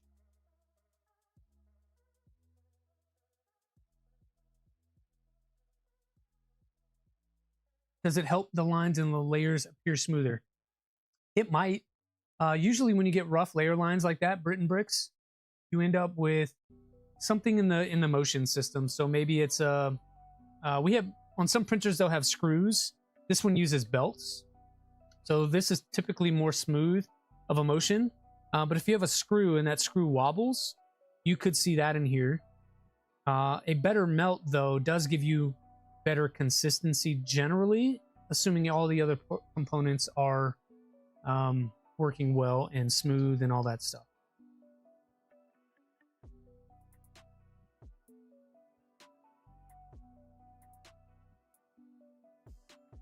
So that was pretty quick. That happened fast. We are already PID tuned, so we can save config. Shrimp mate. Oh, that's a first. We've been calling him Shrimp Daddy.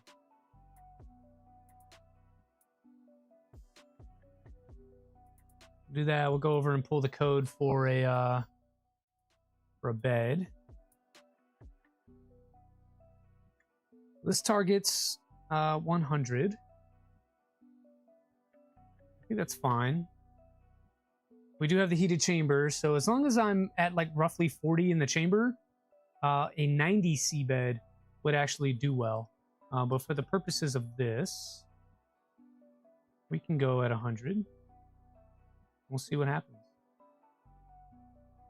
You do it with part cooling around what you usually do when printing. Right, but right now, Nathan, what I'm saying is I don't know what I normally do with printing because I've not used that in a long time. And so I don't remember how much cooling I need for it. For this small of a fan with the weird way that the ducts go, I don't even know if it flows well. I may need to run that fan at 100% to be able to get 30%, if that makes sense.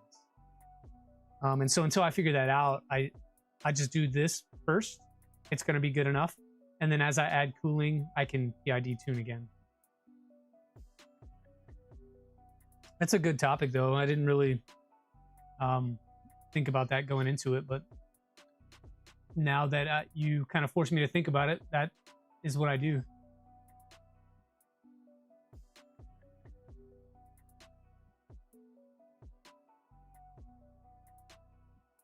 Hey, Clown Hammer. Better late than never. We've got it moving. Should be able to print here soon. I'm thinking that E-step's already tuned from the last time. If I go into my config, I do have E-steps in here for the extruder already. So this one here, that looks like a Killer Prince kind of rotation distance. So it's probably good. Hey, Kegel. So that looks like I have Nats asked it. So I'm probably good with that. Let's see if we can slice something.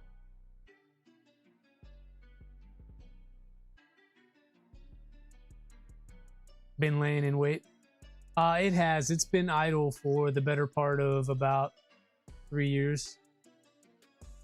Probably a little more. It's only maybe got 50 print hours on it. Definitely collecting dust, so we got to wipe down some panels and whatnot. This is just refreshing it, getting it back up to snuff so that it can be used again.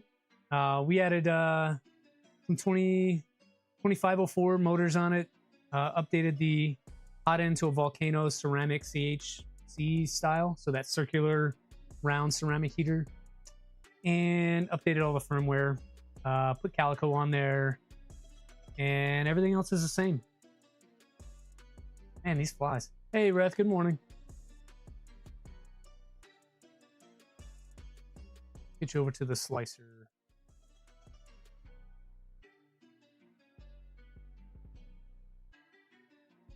All right. Every time that I do this, it always changes the aspect ratio. Want it big. Want it big. All right. So in here, I don't even know that I have. Yeah, this is not even set up. So let's do a new printer. Get out of here. Stupid flies. Why did it sit for so long? Oh, Britain Bricks. Britain Bricks, young man, listen. I have 24 of these machines. Not the same one, but 24 3D printers. Each of them take a different amount of time.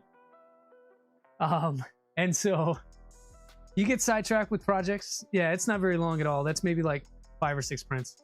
You get distracted with other projects, other builds, life, things and stuff. And then before you know it, the printer that you kind of like ends up sitting, and it sort of falls off the list of must-use printers.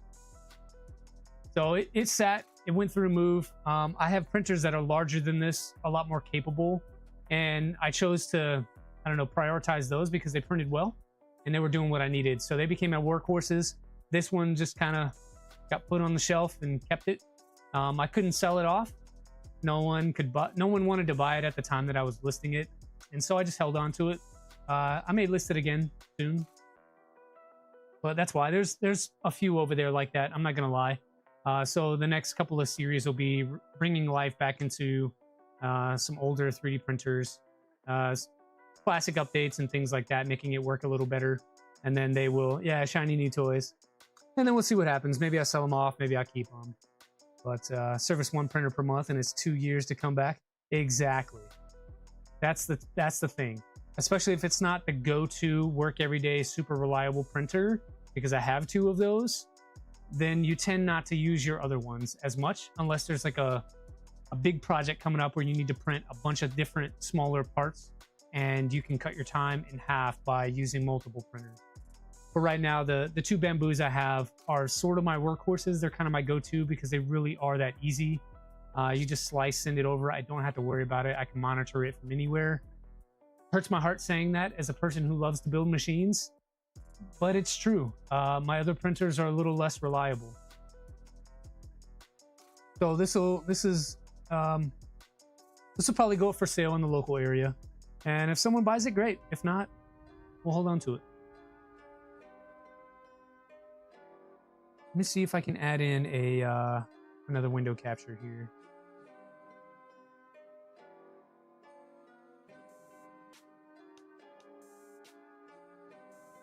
Because I want you all to be able to see what I'm seeing.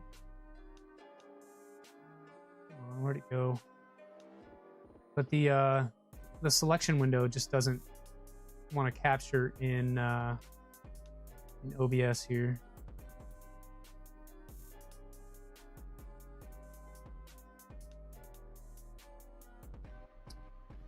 Yeah, not seeing it.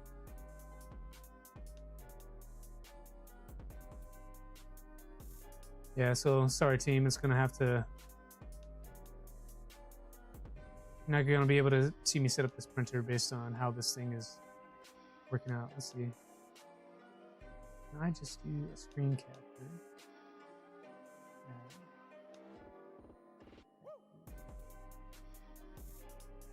Try that.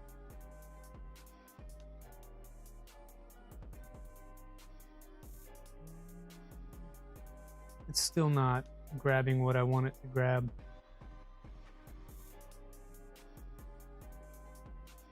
Maybe do a poll how many printers people have. Hey, let's do it. Let me set it up. Let's do. I like Kegel's idea. Let's Nathan's idea. Let's set it up. Add a poll. How many printers do you own? And then it'll be 1 to 5, and then we'll do 6 to 10, 11 to 20, and then if you're really crazy, let's do 21 to 30 plus. Here you go. Vote in the poll. I'll let it run. I don't know, maybe 5 or 10. Let's go 10 minutes, and in 10 minutes we'll check to see what we got going on. We'll see what the community has. Because right now I need to set up. Man, that bed and hot end smell funny. I think we're good on. No, it's still testing. I think it's on close to the last round of things. All right, let's add a clipper machine. Yeah, I can't figure out why this won't let me.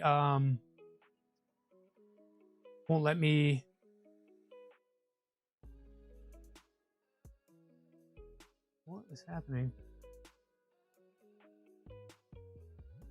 Won't let me add a printer. There we go. Let's try to create a printer. We'll create a printer. It'll be. Can't find my model. We'll do that, and it'll be a second SK. We did put a 0.5 nozzle in there, and it's 200 by 200. Origin is at 00. Bed and print height will keep at 200 as well. Let's see. Printer presets. I don't know. What's a good printer preset we can use as an example for this thing?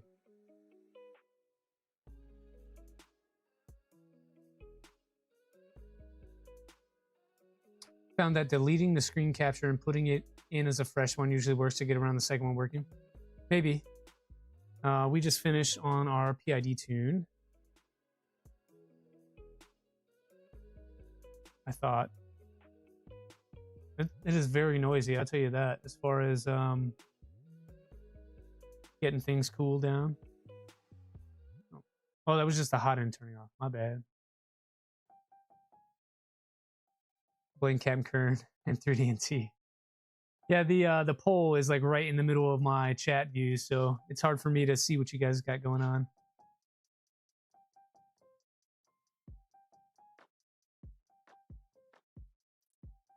Yeah, I don't have the chat up as much as I would like. Hold on, let me try something else.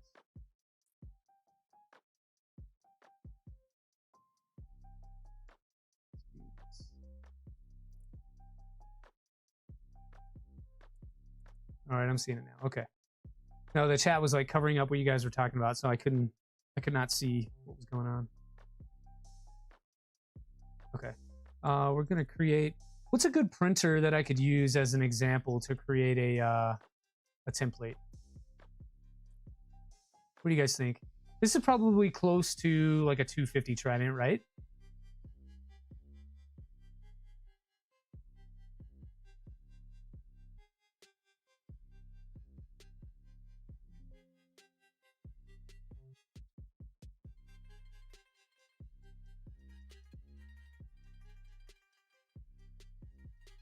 I think that's probably a good one. We can do a 250 Trident. Create a printer. It'll be can't find, and then we'll do SK cube again because I closed that out by accident. SK cube.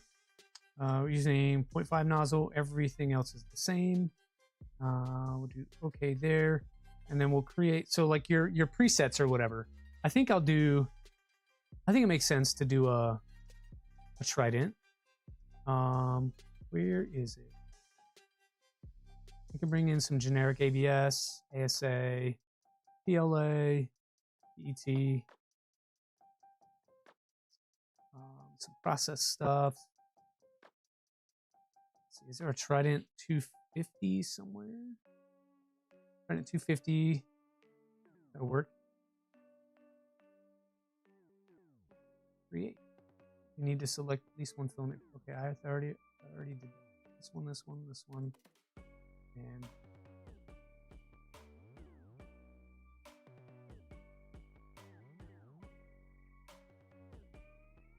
okay, should be creating it now.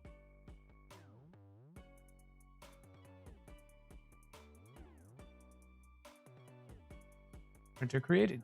Go to the settings. We get SK cube in there. Minimal height is 200. It's going to be a Core XY. We've got firmware retraction going on. Everything else, nozzle is going to be brass so that we don't accidentally break stuff. G-code. All the standard stuff. We might have to play with that to get it going. Through one. No. Motion ability is fine.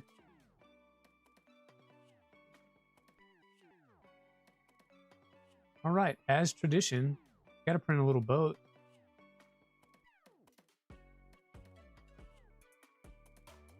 Yeah, Aaron says Trident. That's what we did.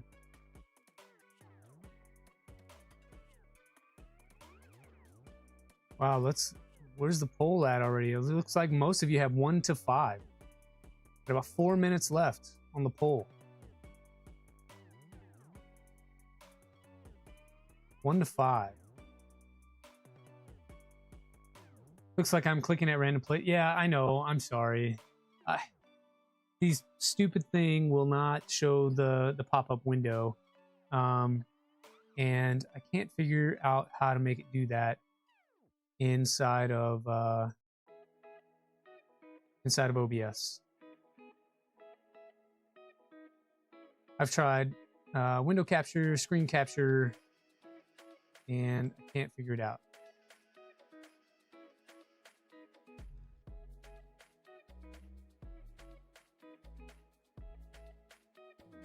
So we're good now, though. I'm sorry about that. It works. You're set.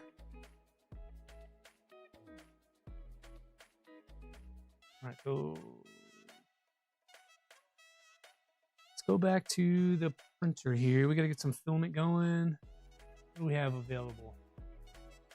I got some green PLA. I like green. Let's check here and get some green. Some green bamboo basic PLA. You would need to do full display cat. Yeah, that's what I'm thinking. And I'm working on one monitor. So there are a lot of other things like minimized, or not minimized, but hanging out in smaller windows around the screen.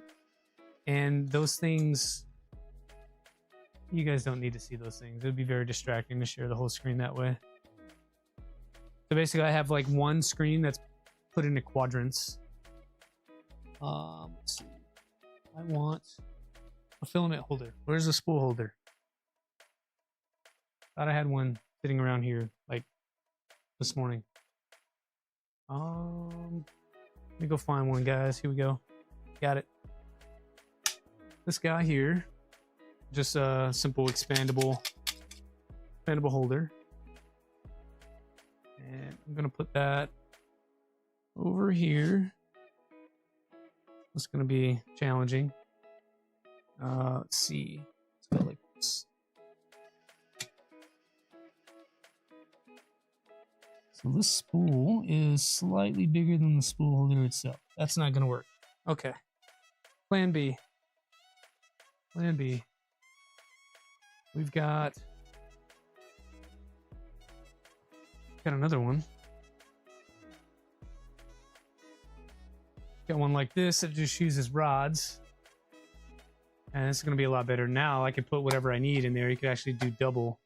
And it'll be fine. I've got one of those infinity flow. Oh, now it doesn't fit. Fantastic. I've got one of those infinity flow run out holder whatever things. So it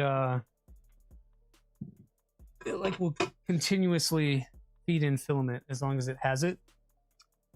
And I think that will live on here. If not, I've thought about doing a Nighthawk. I'm putting a Nighthawk on here.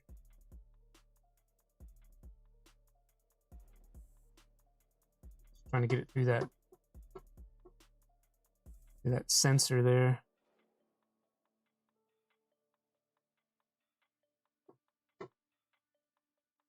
All right. Feel that's down at the tool head. Undo this. Do some more. Got that. We can undo here. Press that down into the nozzle.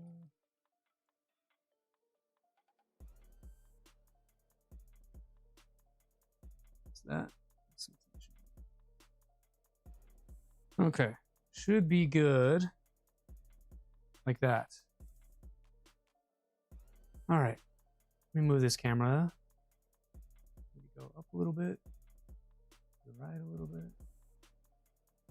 Had to move the printer so much it kind of got out of frame there a little. All right. Should be much better in that position. Okay. From here, let's try. Double check these macros. We are good on the bed now. That's great. Save that really quickly, and then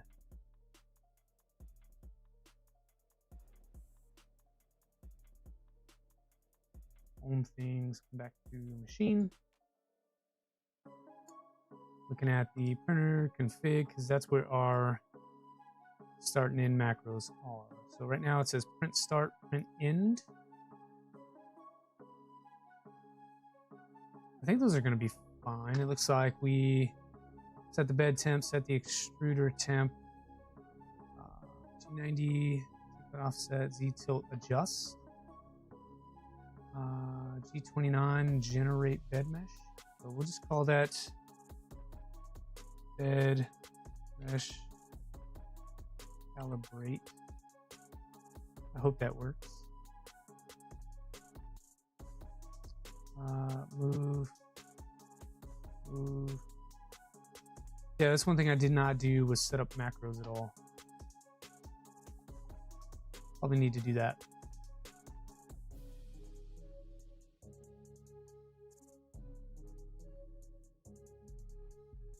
And did we set up the probe correctly?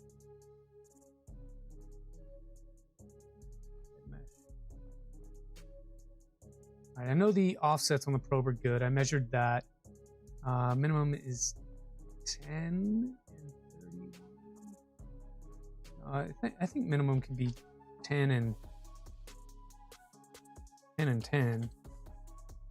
Max is probably, yeah, max is probably 190 and 175.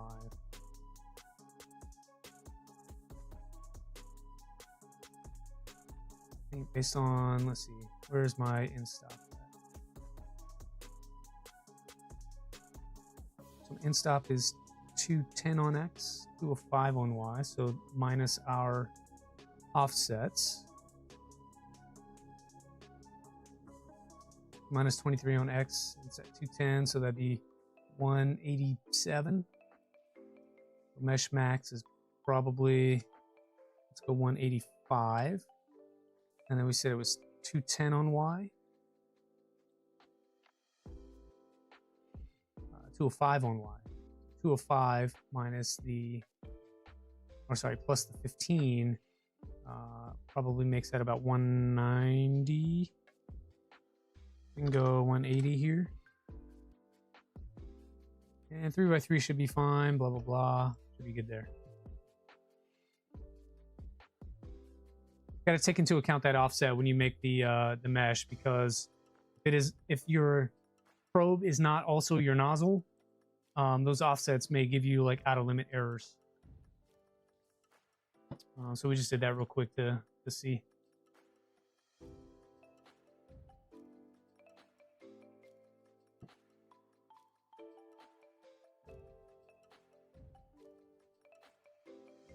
Let's see if we can print some things. Slice up a benchy real fast. That's that. We can auto arrange it. Just gonna flip it. Okay, cool. That might be good for cooling. Have it pointing at one of the fans. I do not have any sort of template set up for this thing. We're doing this real time. I don't know that I want to change much of anything out the gate, other than making sure that we have enough walls and strength in here. So 15 and 2 walls I think are fine for what we're doing. I'm using the generic PLA template. See what we have settings for. Looks like filament will print at about 220 with a 55 layer bed. I think with PEI I like to go a little hotter, so I'll go 65 and then 60 for the other stuff. Our flow rate could probably be increased to 15 safely, no problems. And we can just print with that. It says about 25 minutes for this. Ooh, I never set up the Wi-Fi. Let's see. It's gonna be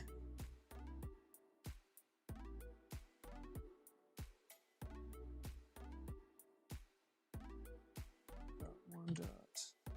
This working correctly. 25 minutes. See if it can print. Load and print.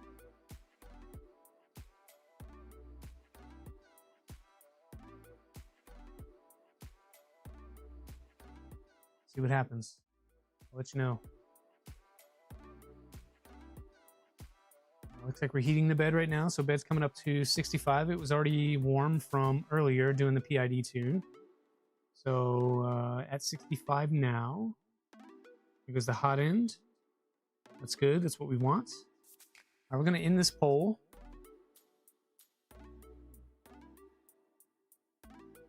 And it looks like we had 41% of you have 1 to 5 printers. 36% of you have 6 to 10.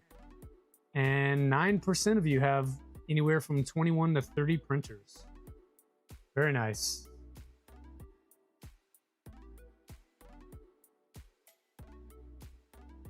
There's your data. So it seems like, 75% of people have anywhere from 1 to 10 printers. That's interesting. I think a few years ago, that was not really a thing. Maybe you had one because you fought with it so much all the time. You got frustrated and didn't want to deal with that again. That's interesting. All right, homing now, which is what we want. And I'm trying to keep an eye on the console to see what's going on. Now we are Z tilting. That's great. Definitely gonna go back and rewrite these macros. Not that they're not working or anything yet. I mean, so far so good. But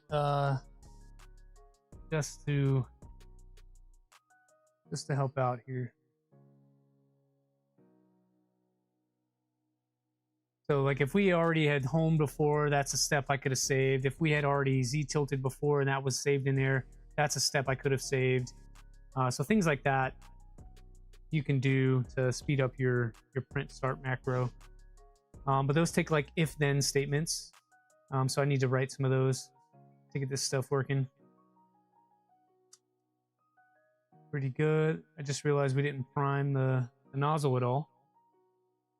And right now just had move out of range. So it stopped. Move out of range 33, -5. Interesting. So down here, we had the move out of range. I think it tries to go to a certain point to start printing. And that point is unavailable. So I'm gonna keep the bed heated. I'm gonna go in here and see what we can change.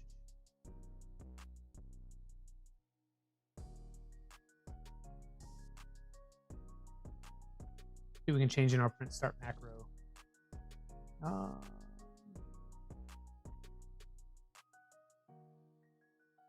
I mean, home again? I don't understand.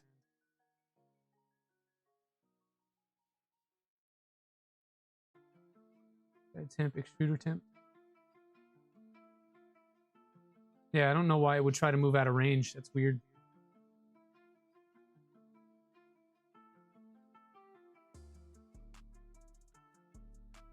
Maybe it's these here. Or the bed mesh calibrate. That's what it was. The bed mesh calibrate. I'll tell you what, let's get rid of that for now. Once we figure out what the probe points are, we can go back and do that. Because I think a Benchy should print fine in the center of the bed with no bed mesh. So assuming I'm correct on that, we should have a successful print here. We'll try to reprint this guy.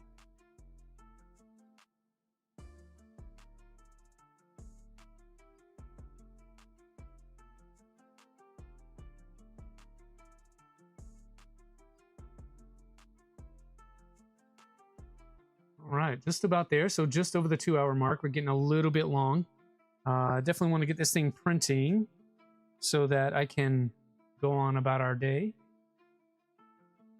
Anybody got anything cool planned for the rest of the day? My family's still out roller skating. Wife takes the girls roller skating on Sunday mornings. They get up, they eat breakfast at like 8 o'clock or whatever. By 8:30 or so, they're out the door before it gets hot. And it's starting to warm up right now. Looking at about 85, and it's 9:30 in the morning.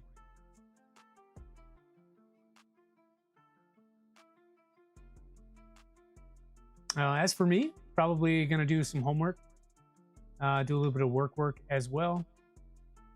And then maybe we get to working on that bike back there. Planning out the new workshop, watching the Home Depot ordered list get larger. Tell me about the workshop. What are you working on? Are you streaming it, Captain Kern? Are you streaming it on your channel? If not, you should. I need to do something with this workshop, I'll tell you.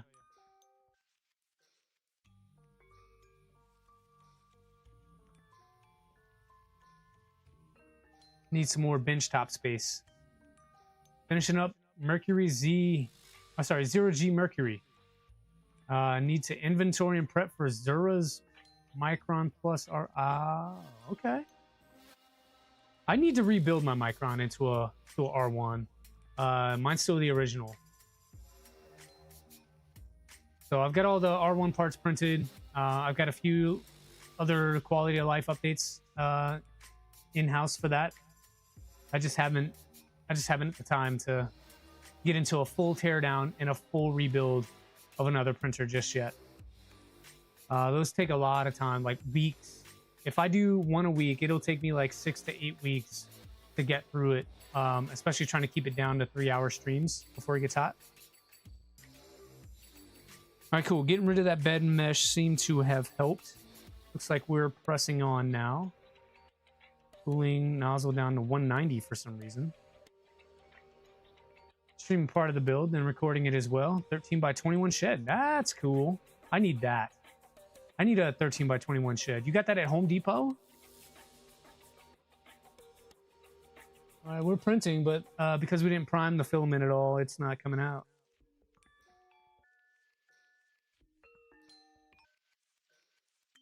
Shooter's moving in the correct direction, so that's cool, at least. Why are we trying to print at 190? That's weird.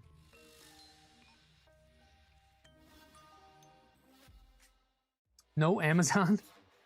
And Amazon sells everything. I feel like they're about to get into trucks too with that Slate electric pickup. I think that thing would be pretty cool. Probably some retraction to do.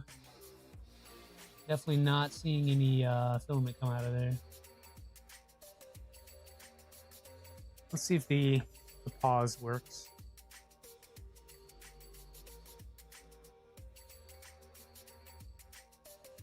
Pause does work. Let me see if I can extrude anything and try to prime this.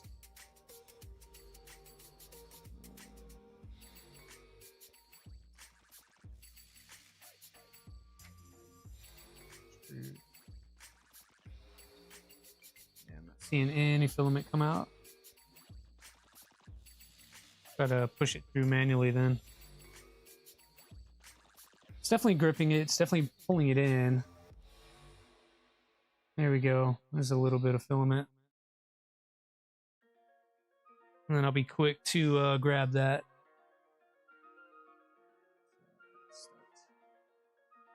Yep. Will it seem to work? We missed that first layer. I think we should probably just restart because that's not going to take. Yeah, this will be a good candidate to use Camp and some of the other stuff. So we'll have to add Camp to this, some auto tune. There's probably some, firmware tweaking and tuning. Not really trying to get into that today. Just want to print an ugly boat. We'll cancel that one, and we'll come in here, and now that the nozzle was primed, we can just go ahead and restart that print job. Might as well put a basement in. Getting a building permit on Monday. Nice. Live the longest shed without a permit. Yeah, but Reth, we live in California, man. California makes it difficult. I also live in a restricted area. I cannot have any outdoor structures of any kind, with or without electrical.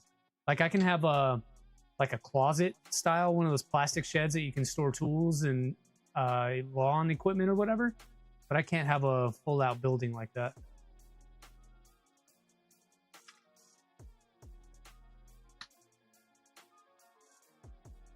I just want to live in the country where there are no permitting rules and you can just do what you want. You need a space that is in your living room floor? Yeah, you do. Do you not have a garage, Aaron? You gotta make room in the garage.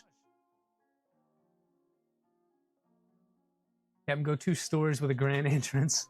Yeah, I could see like a spiral staircase up to the second floor. Make your life so much better. No garage. Wow, okay. Yeah, you're stuck, man.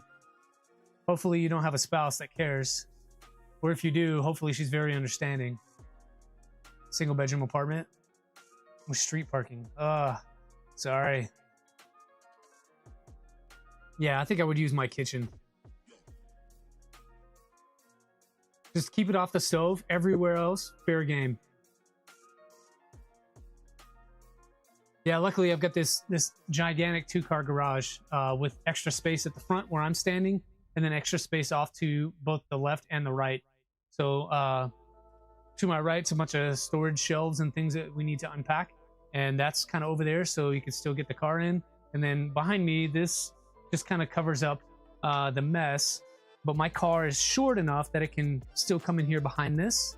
And then on that side over there are all of my printers, and there are 2 of those industrial Costco shelves over there, and those have about 18 or so printers on them. I've got this one here on the shelf, and then there's the rat rig down below. You can see it in the background a little bit. The FL Sun is right here. Sort of see the bottom of it right there. Clown Hammer, you about to get banned. Got Streamlabs yelling at you. You need to sell your airplane. You have an airplane project? Take over the garage, add some 20 amp outlets and epoxy the floor. That'd be beautiful. Captain, make it a 3D printer shaped shed. Yes. Can't use the kitchen. It's the 3rd attic conversion. Holy Christmas. Build a big old shop. Did you use the A word, Clown Hammer? Is that why you got chastised? I'm gonna need to adjust the baby stepping down a touch here. A little more squish on that first layer. I hope it stays.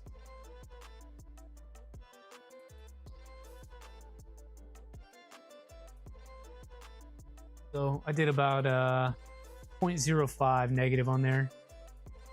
Yep, you did.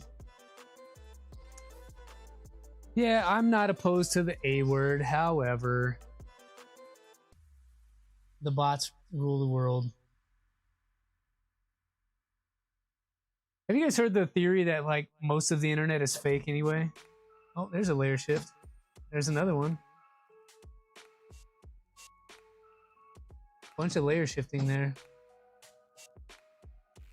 So I think might have to adjust those motors sooner rather than later. Again, they are tilted forward a little bit, so I need to get them more upright.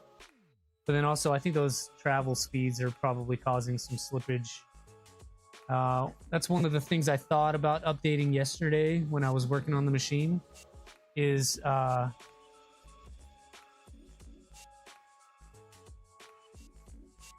turn the speed down a little bit. And then we can probably take the jerk down a little bit as well. It's only at 5,000 acceleration. But yeah, we're getting some slippage on those motors there.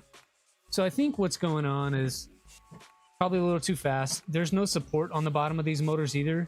And so that shaft is just sticking out down there. But also, if you notice, all of the idlers are smooth. So even where the belt teeth go around is smooth. I would love for those to be tooth idlers instead. That would help a little bit with the slipping. And so I would need 1, 2, 3, 4, 5, 6 9mm tooth idlers. And I have not done that. I didn't want to get into that yesterday. So I just dialed down the speed a little bit, down to about 40%.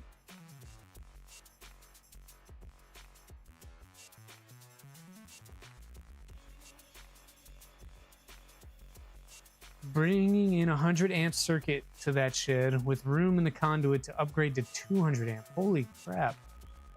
Mommy Bot is going to put soap in your mouth.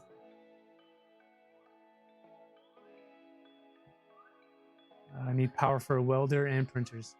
Yeah, I'm working on basic home wiring out here. So there are literally 2 outlets in the whole garage. One to my left, one to my right, and then one behind kind of the streaming setup here that controls the AC and water heater. So the AC is plugged into one of the sockets on the outlet itself. My streaming setup here, the computer and monitor and all that stuff is plugged into the other. So really, I could not even turn on more than 2 printers safely. Third, I'm playing with fire potential to pop a breaker. So that's another reason I don't play with these as much as I would like to. I also can't modify the house to change that. So what you see is what you get. It's unfortunate. I would love to, but it's just not there. Yeah, so it's just layer shifting all over the place. But it is printing something, just not printing well. Trying to figure out where the slipping is happening. It definitely feels like that motor. That's what it sounds like, at least. That's what I'm hearing, is this motor.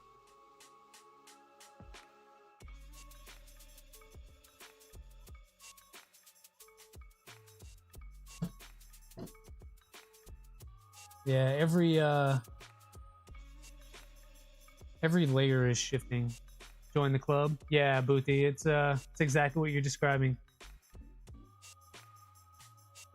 Yeah, you call it slipping. I've been calling it skipping. So when you say slipping, I have to like translate in my brain what you're saying to me. But I think that's the first fix, is to check all the pulleys and stuff to make sure they're good to go and nothing is loose on there, and then torque that motor bracket backwards, because that's the one thing I did not care for on this machine as well, is that all the tension is in the motor. So the mounts are slotted front and back so that you can, hand tension. But to get equal tension on a Core XY system, you need 3 hands, 2 to hold the motors, and then another one to go around and tighten stuff.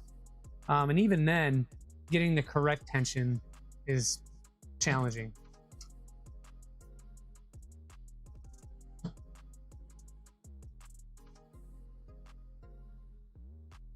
The room you're in now has the house main breaker in it, so so you separated all 4 walls with 2 outlets each into 4 circuits, 20 amp each. Yeah, that would be great. That would be great.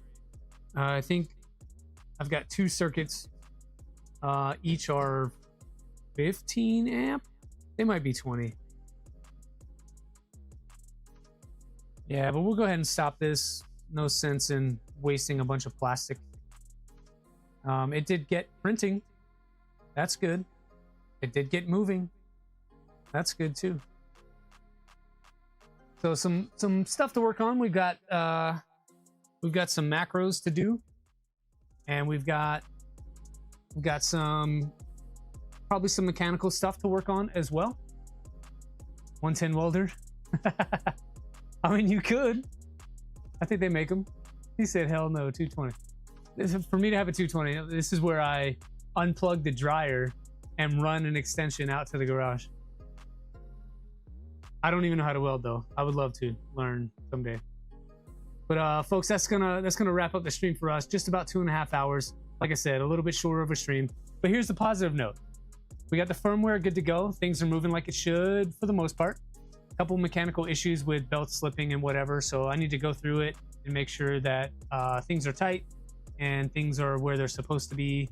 I need to look at replacing those smooth idlers with tooth idlers. That should help with VFAs and stuff like that. So a little bit of a quality of life thing. And then we probably need to do some macros, some more firmware stuff and whatever, and we'll go through there. But like Captain Kern is saying, we are going to wrap the stream. I'll do all of this work after stream today throughout the week. So when we come back next week on Sunday, same time, 0730, hopefully we have a good machine that is chooching right along. All right. So thanks to all 27 of you for hanging out.